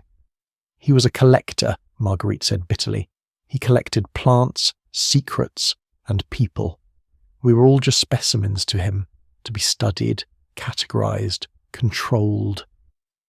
The morning sun had reached its zenith, streaming through the attic windows and illuminating the dust motes that danced in the air like tiny spirits. In the distance, they could hear the sound of vehicles approaching, likely the authorities, finally coming to properly investigate the professor's death. "So we have multiple murders," Poirot summarised. Etienne in 1888, though perhaps accidental. Lucien Dubois in 1902. What was his story, madame? He discovered the truth about Etienne, tried to blackmail the family. Chen Wei poisoned him to protect the secret, then took his own life in remorse. Their bodies lie together beneath the poison garden, along with my François. And now Auguste, Lady Vivian said quietly, killed by the woman he wronged, using the weapon he tried to master. "The question remains," Poirot said. "What do we do with this truth? The authorities approach. Do we tell them everything? Or do we, like Chen Wei, choose to bury certain secrets?" Before anyone could answer, a sound came from below. The distinctive crash of breaking glass, followed by a whoosh of air that seemed to suck the breath from the room. "The greenhouse," Celeste exclaimed. "Someone's broken the seals!" They rushed to the window overlooking the gardens. The greenhouse stood with several of its panels shattered, and even from this distance they could see a cloud of something, pollen, dense and golden green, beginning to drift on the morning breeze. "Everyone inside now," Dr. Laroche commanded. "Close all windows, seal any gaps. That concentration of pollen could kill anyone in its path." As they scrambled to secure the chateau, Poirot noticed one person missing from their group. "Where is Monsieur Whitmore?" They found him in the professor's study, frantically packing documents and specimens into a leather case. When he saw them, his face showed not guilt but triumph. "You fools!" he exclaimed. "Arguing about ancient history while the greatest botanical discovery of the century sits there for the taking. I've sent samples to my colleagues at Kew Gardens, to universities across Europe. The secret of the Dendrobium mortalis won't die with Auguste. It will live forever in scientific literature with my name attached." "You broke the greenhouse seals?" Philippe demanded. "Of course. The pollen will disperse within hours, becoming too diluted to be dangerous. But I have my samples, my photographs, my documentation. Auguste may have found the orchid, but I'll be the one remembered for understanding it." "You've doomed the village," Dr. Laroche said, horrified. "The wind is carrying the pollen directly towards Sainte Marguerite. Diluted, as I said. They might experience mild hallucinations, perhaps some respiratory distress, but nothing fatal. A small price for scientific progress." Marguerite moved so quickly that no one could stop her. She grabbed a letter opener from the desk and pressed it to Whitmore's throat. "You understand nothing. The orchid's pollen doesn't just dilute, it seeds itself, finds new places to grow. Every person who breathes it becomes a potential garden for new blooms. The village could become a death trap." "Madame, put down the weapon," Poirot said calmly. "Violence will solve nothing. We need Monsieur Whitmore's help to contain this disaster." "Help?" Whitmore laughed, though the blade at his throat made it sound strained. "Why would I help? This is my moment of triumph." "Because," Poirot said, "if you don't, I will reveal to your colleagues at Kew Gardens the real reason you were dismissed from your previous position. The experiments with human subjects, the death of that graduate student you covered up. Oh yes, monsieur, I investigate everyone involved in a murder case. Your reputation will be destroyed, your discoveries credited to others." Whitmore's face went ashen. "You can't prove—" "I have the documents, testimonies, everything." Poirot's voice was steel. "Now, you will help us create an antidote to the pollen, or you will be remembered not as a great scientist, but as a murderer who nearly destroyed a French village." The standoff lasted several heartbeats, then Whitmore sagged in defeat. "Fine, but we'll need the laboratory and someone will have to go back to the greenhouse for specific specimens." "I'll go," Margaret said, releasing him. "The orchid knows me, accepts me. I can gather what's needed." "It's suicide," Dr. Laroche protested. "It's redemption," she countered. "My family has guarded this secret for 4 generations and I failed. Let me try to make it right." As preparations began for the desperate attempt to save the village, Poirot stood at the window, watching the deadly cloud drift across the gardens of Château de Florraine. The Dendrobium mortalis had finally achieved what it had been cultivating for over a century: complete release, total freedom to spread its beautiful poison wherever the wind might carry it. The question now was not who had killed Professor Beaumont, but whether anyone would survive the revenge of the flower itself. The greenhouse of Château de Florenne stood like a broken crown jewel in the afternoon sun, its shattered panels catching and throwing light in dangerous rainbows. Through the gaps in the iron and glass, the Dendrobium mortalis could be glimpsed in all its terrible glory. 3 blooms now fully open, their purple-black petals seeming to pulse with their own malevolent life. The pollen cloud had mostly dispersed, but a faint golden-green haze still clung to the structure like a toxic aurora. Hercule Poirot stood in the chateau's grand salon, where he had assembled everyone for what he had announced would be the final revelation. The authorities had been delayed. A convenient accident on the mountain road that Poirot suspected was not entirely accidental. Someone wanted this concluded before outside interference arrived. The players in this botanical tragedy were arranged before him like specimens in a collection. Lady Vivian sat rigidly in a silk-upholstered chair, her morning dress making her skin appear translucent. Beside her, Dr. Laroche held a medical bag, ready to treat any effects of pollen exposure. Philippa paced by the windows, his agitation barely contained. James Whitmore sat sullenly in a corner, his dreams of scientific glory temporarily thwarted. Celeste stood near the fireplace, her notebooks clutched like shields. Marcel waited by the door, steady and watchful, and Marguerite, or Madame Chêne du Bois Beaumont, as she had revealed herself to be, stood apart from them all, her face showing the exhaustion of carrying secrets across decades. Mesdames et messieurs, Poirot began, his voice carrying the weight of authority, we've arrived at the moment of truth. Like the Dendrobium mortalis itself, this case has bloomed in stages, each revelation more deadly than the last. But now, in this final flowering, all shall be made clear.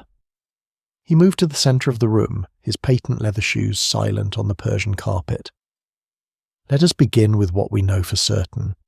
Professor Auguste Beaumont is dead, killed by exposure to the concentrated pollen of an orchid that his own ancestor brought to this estate in 1888. This is a fact, but the truth, mes amis, the truth is far more complex than a simple murder. Poirot produced a small vial from his pocket, holding it up to the light. It contained a fine powder, golden green like the pollen, but somehow different. This morning, while you all slept or worried, I conducted my own investigation of the greenhouse, before Monsieur Whitmore so recklessly broke the seals.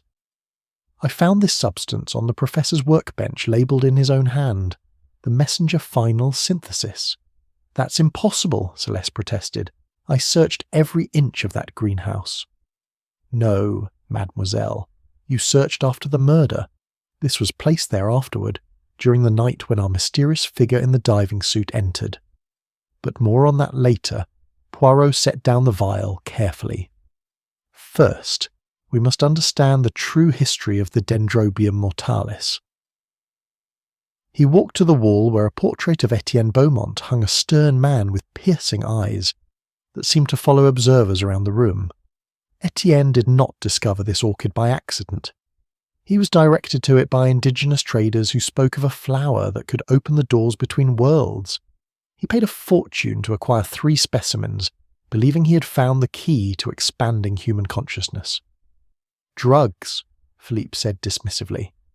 My ancestor was a drug dealer, not drugs in the way you mean, monsieur.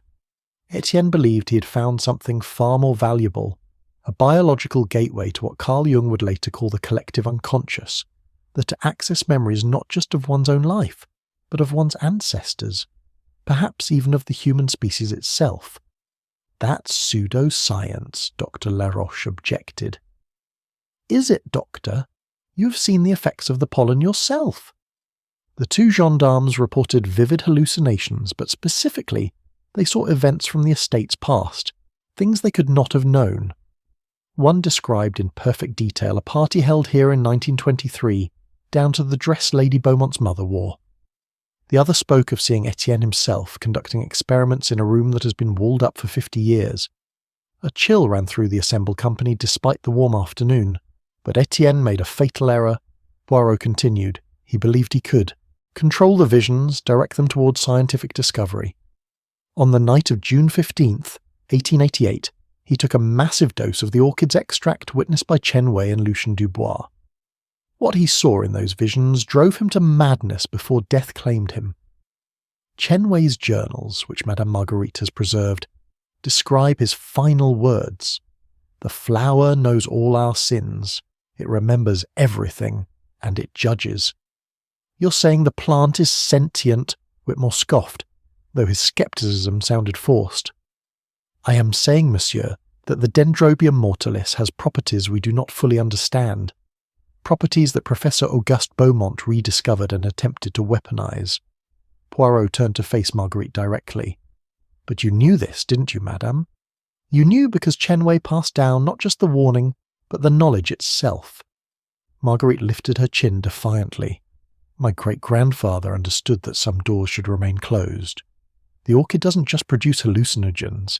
It produces a substance that alters the very fabric of perception. In the right dose, with the right preparation, it can allow someone to see through time itself." "Impossible," Dr. Laroche stated flatly. "Then explain this, doctor." Poirot produced a sheet of paper from his jacket. 3 weeks ago, Professor Beaumont wrote this note and sealed it in an envelope, giving it to his notary with instructions to open it only upon his death. I received it this morning. Shall I read it? Without waiting for an answer, he began, "By the time this is read, I will be dead, killed by the very flower I sought to master. I have seen my death in the visions, Marguerite standing over my body, arranging my hands in the position of the guardian's rest. I have seen Poirot himself, whom I have never met, standing in my study reading these very words. The flower has shown me that my death is not just inevitable but necessary. Payment for the sins of my bloodline and my own hubris." Lady Vivian gasped. "He knew? Auguste knew he would die?" "He knew, madame, because he had been experimenting with the orchid's psychoactive properties for months. The DM7 compound Mademoiselle Celeste discovered was not just a poison. It was a refined version of what Chen Wei called the messenger, the substance that carries visions across time. But if he knew," Philippe said slowly, "why didn't he prevent it?" "Because," a new voice said from the doorway, "some things cannot be prevented, only accepted." Everyone turned to see Pierre, Marguerite's nephew, standing in the entrance. But he looked different, older somehow, more substantial, as if he had stepped out of the shadows he usually inhabited. In his hands he carried an ancient wooden box carved with the same symbols that adorned the jade medallion. "Pierre!" Marguerite exclaimed. "What are you doing?" "What our family has always done, aunt. Bearing witness to the truth." He set the box on the table and opened it, revealing a collection of glass vials similar to the one Poirot had shown, but these were ancient, their contents dried to crystalline residue. "These are Chen Wei's original extracts prepared from the first orchid that bloomed on French soil. Each one is labelled with a date and a name, people who sought the flower's visions and paid the price." Poirot examined the vials with interest. 1889, Marie Beaumont, Etienne's wife. 1902, Lucien Dubois. 1923, Charles Beaumont, Auguste's father. All of them seeking truth, all of them finding death. "Not just death," Pierre corrected. "Transformation. The orchid doesn't just kill, it preserves. Every person who dies from its poison becomes part of its consciousness, their memories absorbed into the plant itself. That's why each generation of blooms is more potent than the last. The flower remembers everyone who has ever encountered it." "You're talking about botanical vampirism," Whitmore said, but his scientific curiosity was clearly piqued. "I'm talking about evolution. Professor Whitmore, the Dendrobium mortalis has evolved beyond simple survival. It has become a living repository of human memory, growing more intelligent with each death it causes." Pierre looked directly at Poirot. "That's what you realized, isn't it, monsieur, when you examined the greenhouse last night?" Poirot nodded slowly. "I observed something remarkable. The orchid's root system had grown in a very specific pattern, a pattern that resembled neural networks, and when I tested the soil around it, I found traces of human DNA, not just from recent contamination, but absorbed into the plant's cellular structure.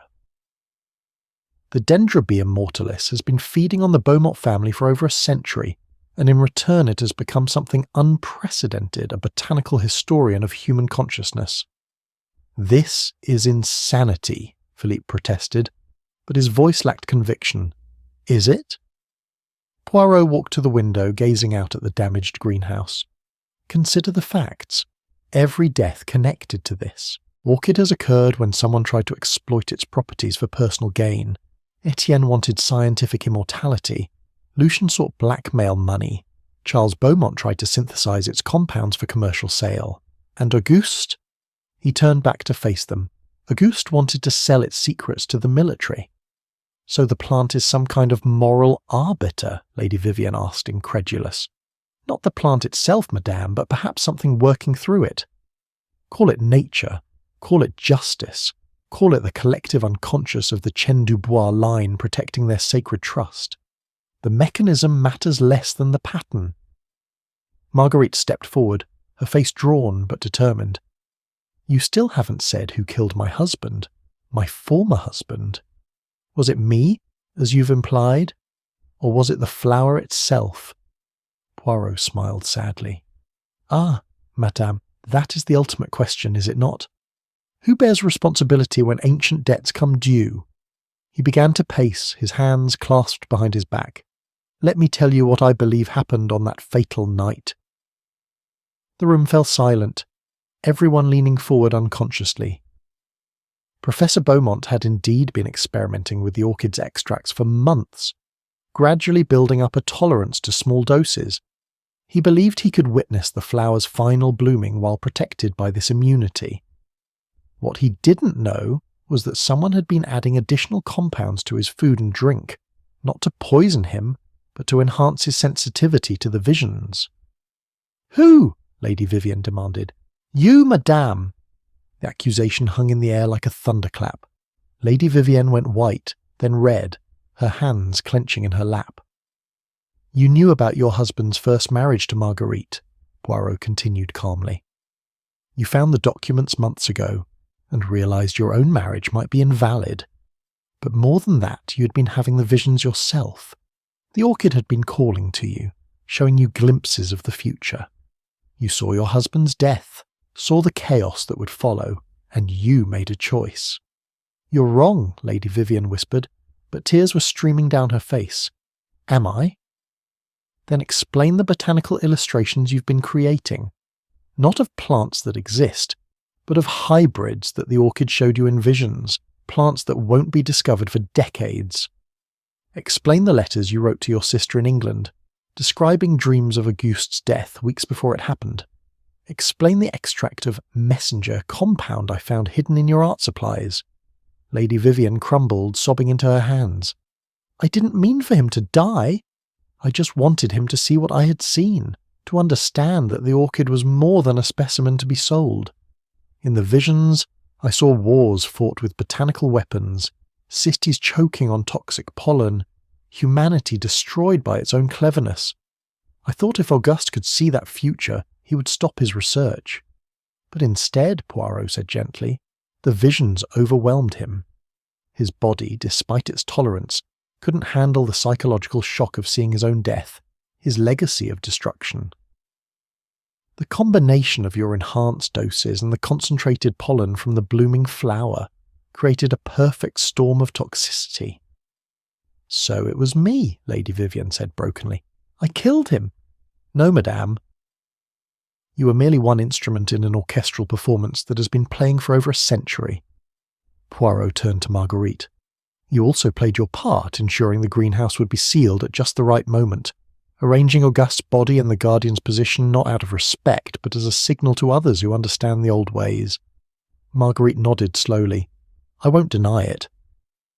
When I saw him dying, I could have called for help. Instead, I completed the ritual, ensuring his essence would be absorbed by the orchid like all the others. And you, Monsieur Pierre," Poirot continued, "you broke the additional blooms, forcing them to flower using Chen Wei's ancient techniques, ensuring the pollen would be concentrated enough to break any immunity. The flower demanded it, Pierre said simply. I could hear it calling, feel its hunger. It knew Augusta's time had come. And Dr. Laroche?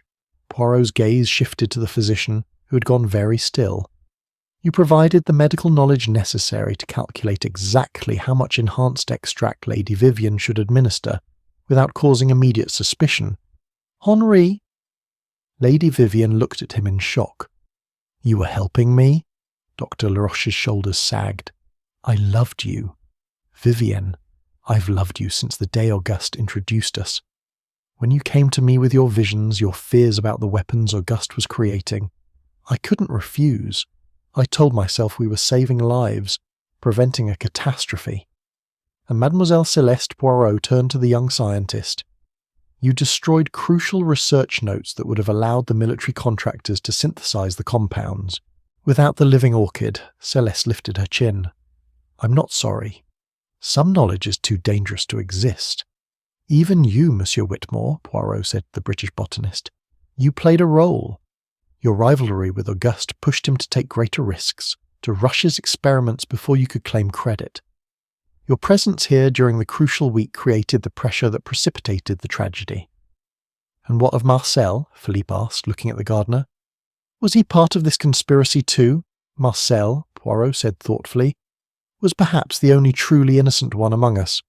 He simply tended his plants and discovered the body, becoming an unwitting witness to a drama written long before he was born. Marcel shifted uncomfortably. Not entirely innocent, monsieur. I knew about the old passages, the buried bodies. My family has known for generations. We chose silence, chose to tend our gardens and ignore the secrets beneath. That's its own kind of guilt. And me? Philippe asked bitterly. What was my role in this grand design? You, monsieur, were the catalyst. Your arrival, your anger about the inheritance, your threat to expose your father's illegal first marriage. All of this created the urgency that triggered the final act. The orchid knew through the collective consciousness of all who had touched it that the time had come for the Beaumont line's reckoning. Philippe laughed, a sound devoid of humour. So we're all guilty. We all killed my father. Or perhaps, Poirot said quietly, your father killed himself through a lifetime of choices that led inevitably to that moment in the greenhouse. The ancient Greeks had a word, hubris, the pride that brings about one's own destruction.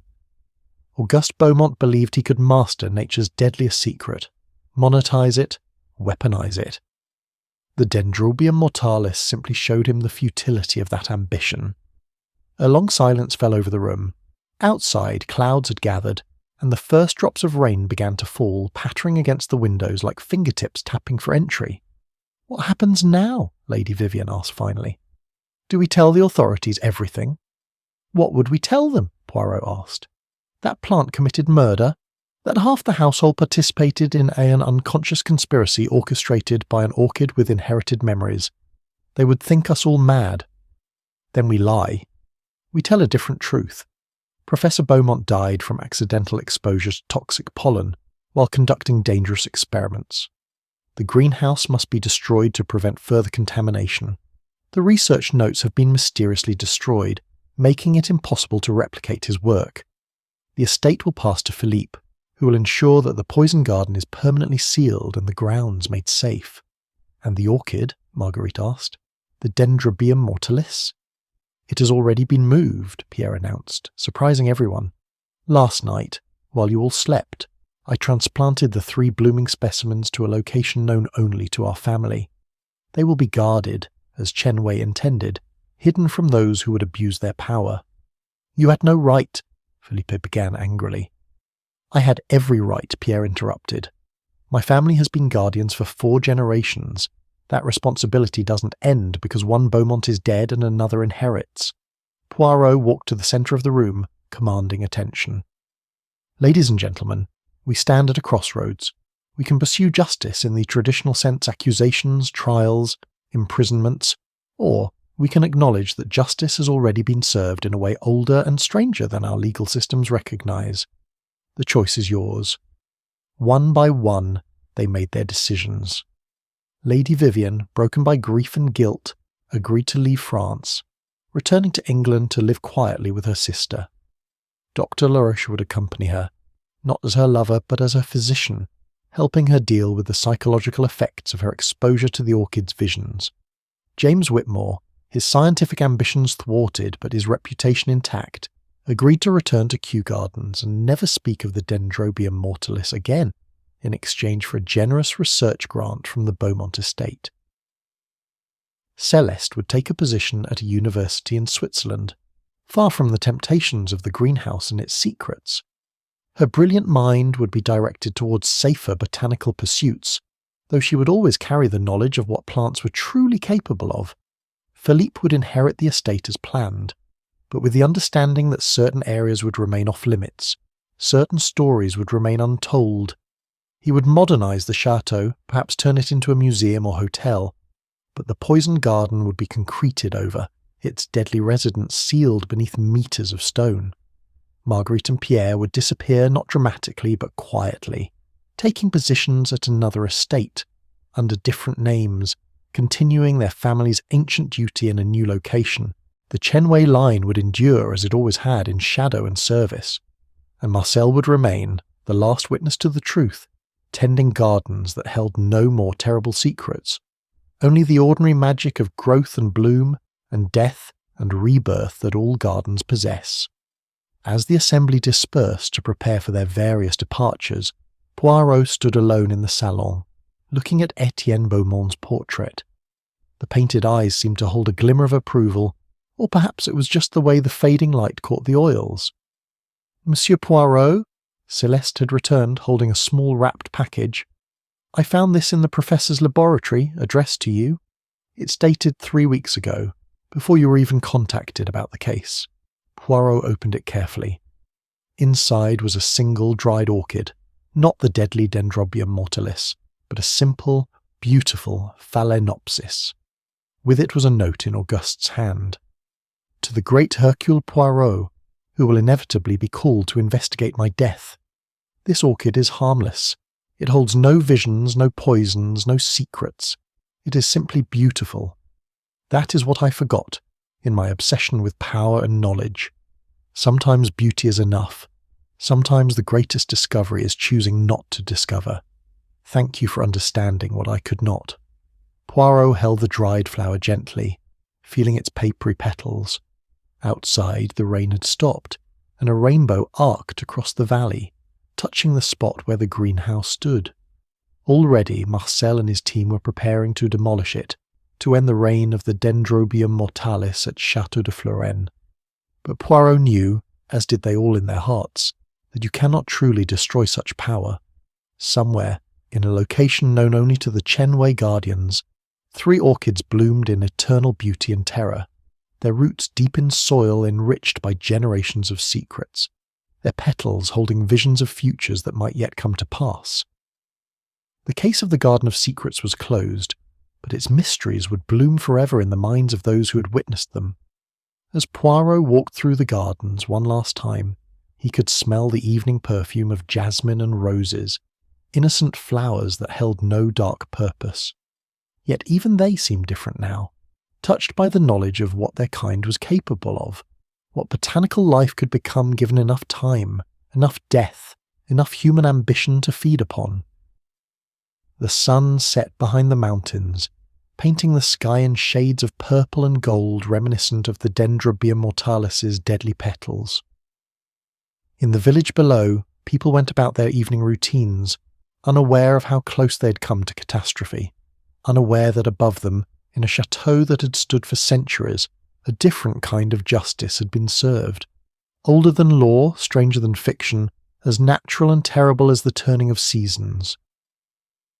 Poirot paused at the gate, looking back one final time at Château de Florenne. In an upper window he thought he saw a figure, perhaps Marguerite, perhaps a shadow, perhaps the ghost of Chen Wei still keeping watch. He touched his hat in a small salute to the guardians, living and dead, then walked on into the gathering dusk.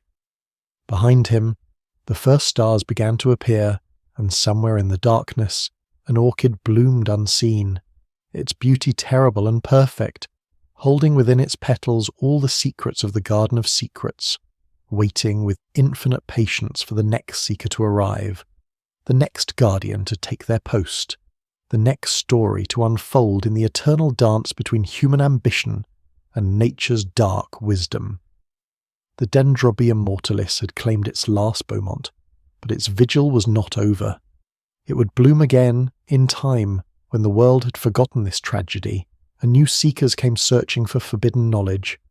And when they did, the Chenway guardians would be waiting, as they always had been, as they always would be, until the last orchid withered, and the final secret was buried in earth that remembered everything and forgave nothing. That's our story tonight. Are you drifting off beneath the glowing skyline of Singapore, the snowy rooftops of Stockholm, the lantern-lit nights of Marrakesh, or the breeze-kissed coast of Rio de Janeiro? If this tale brought you calm, like the episode, and subscribe for more nights like this. Let the stillness hold you. Let your dreams wander wide. Sleep gently now, wherever you are in this wide and wondrous world.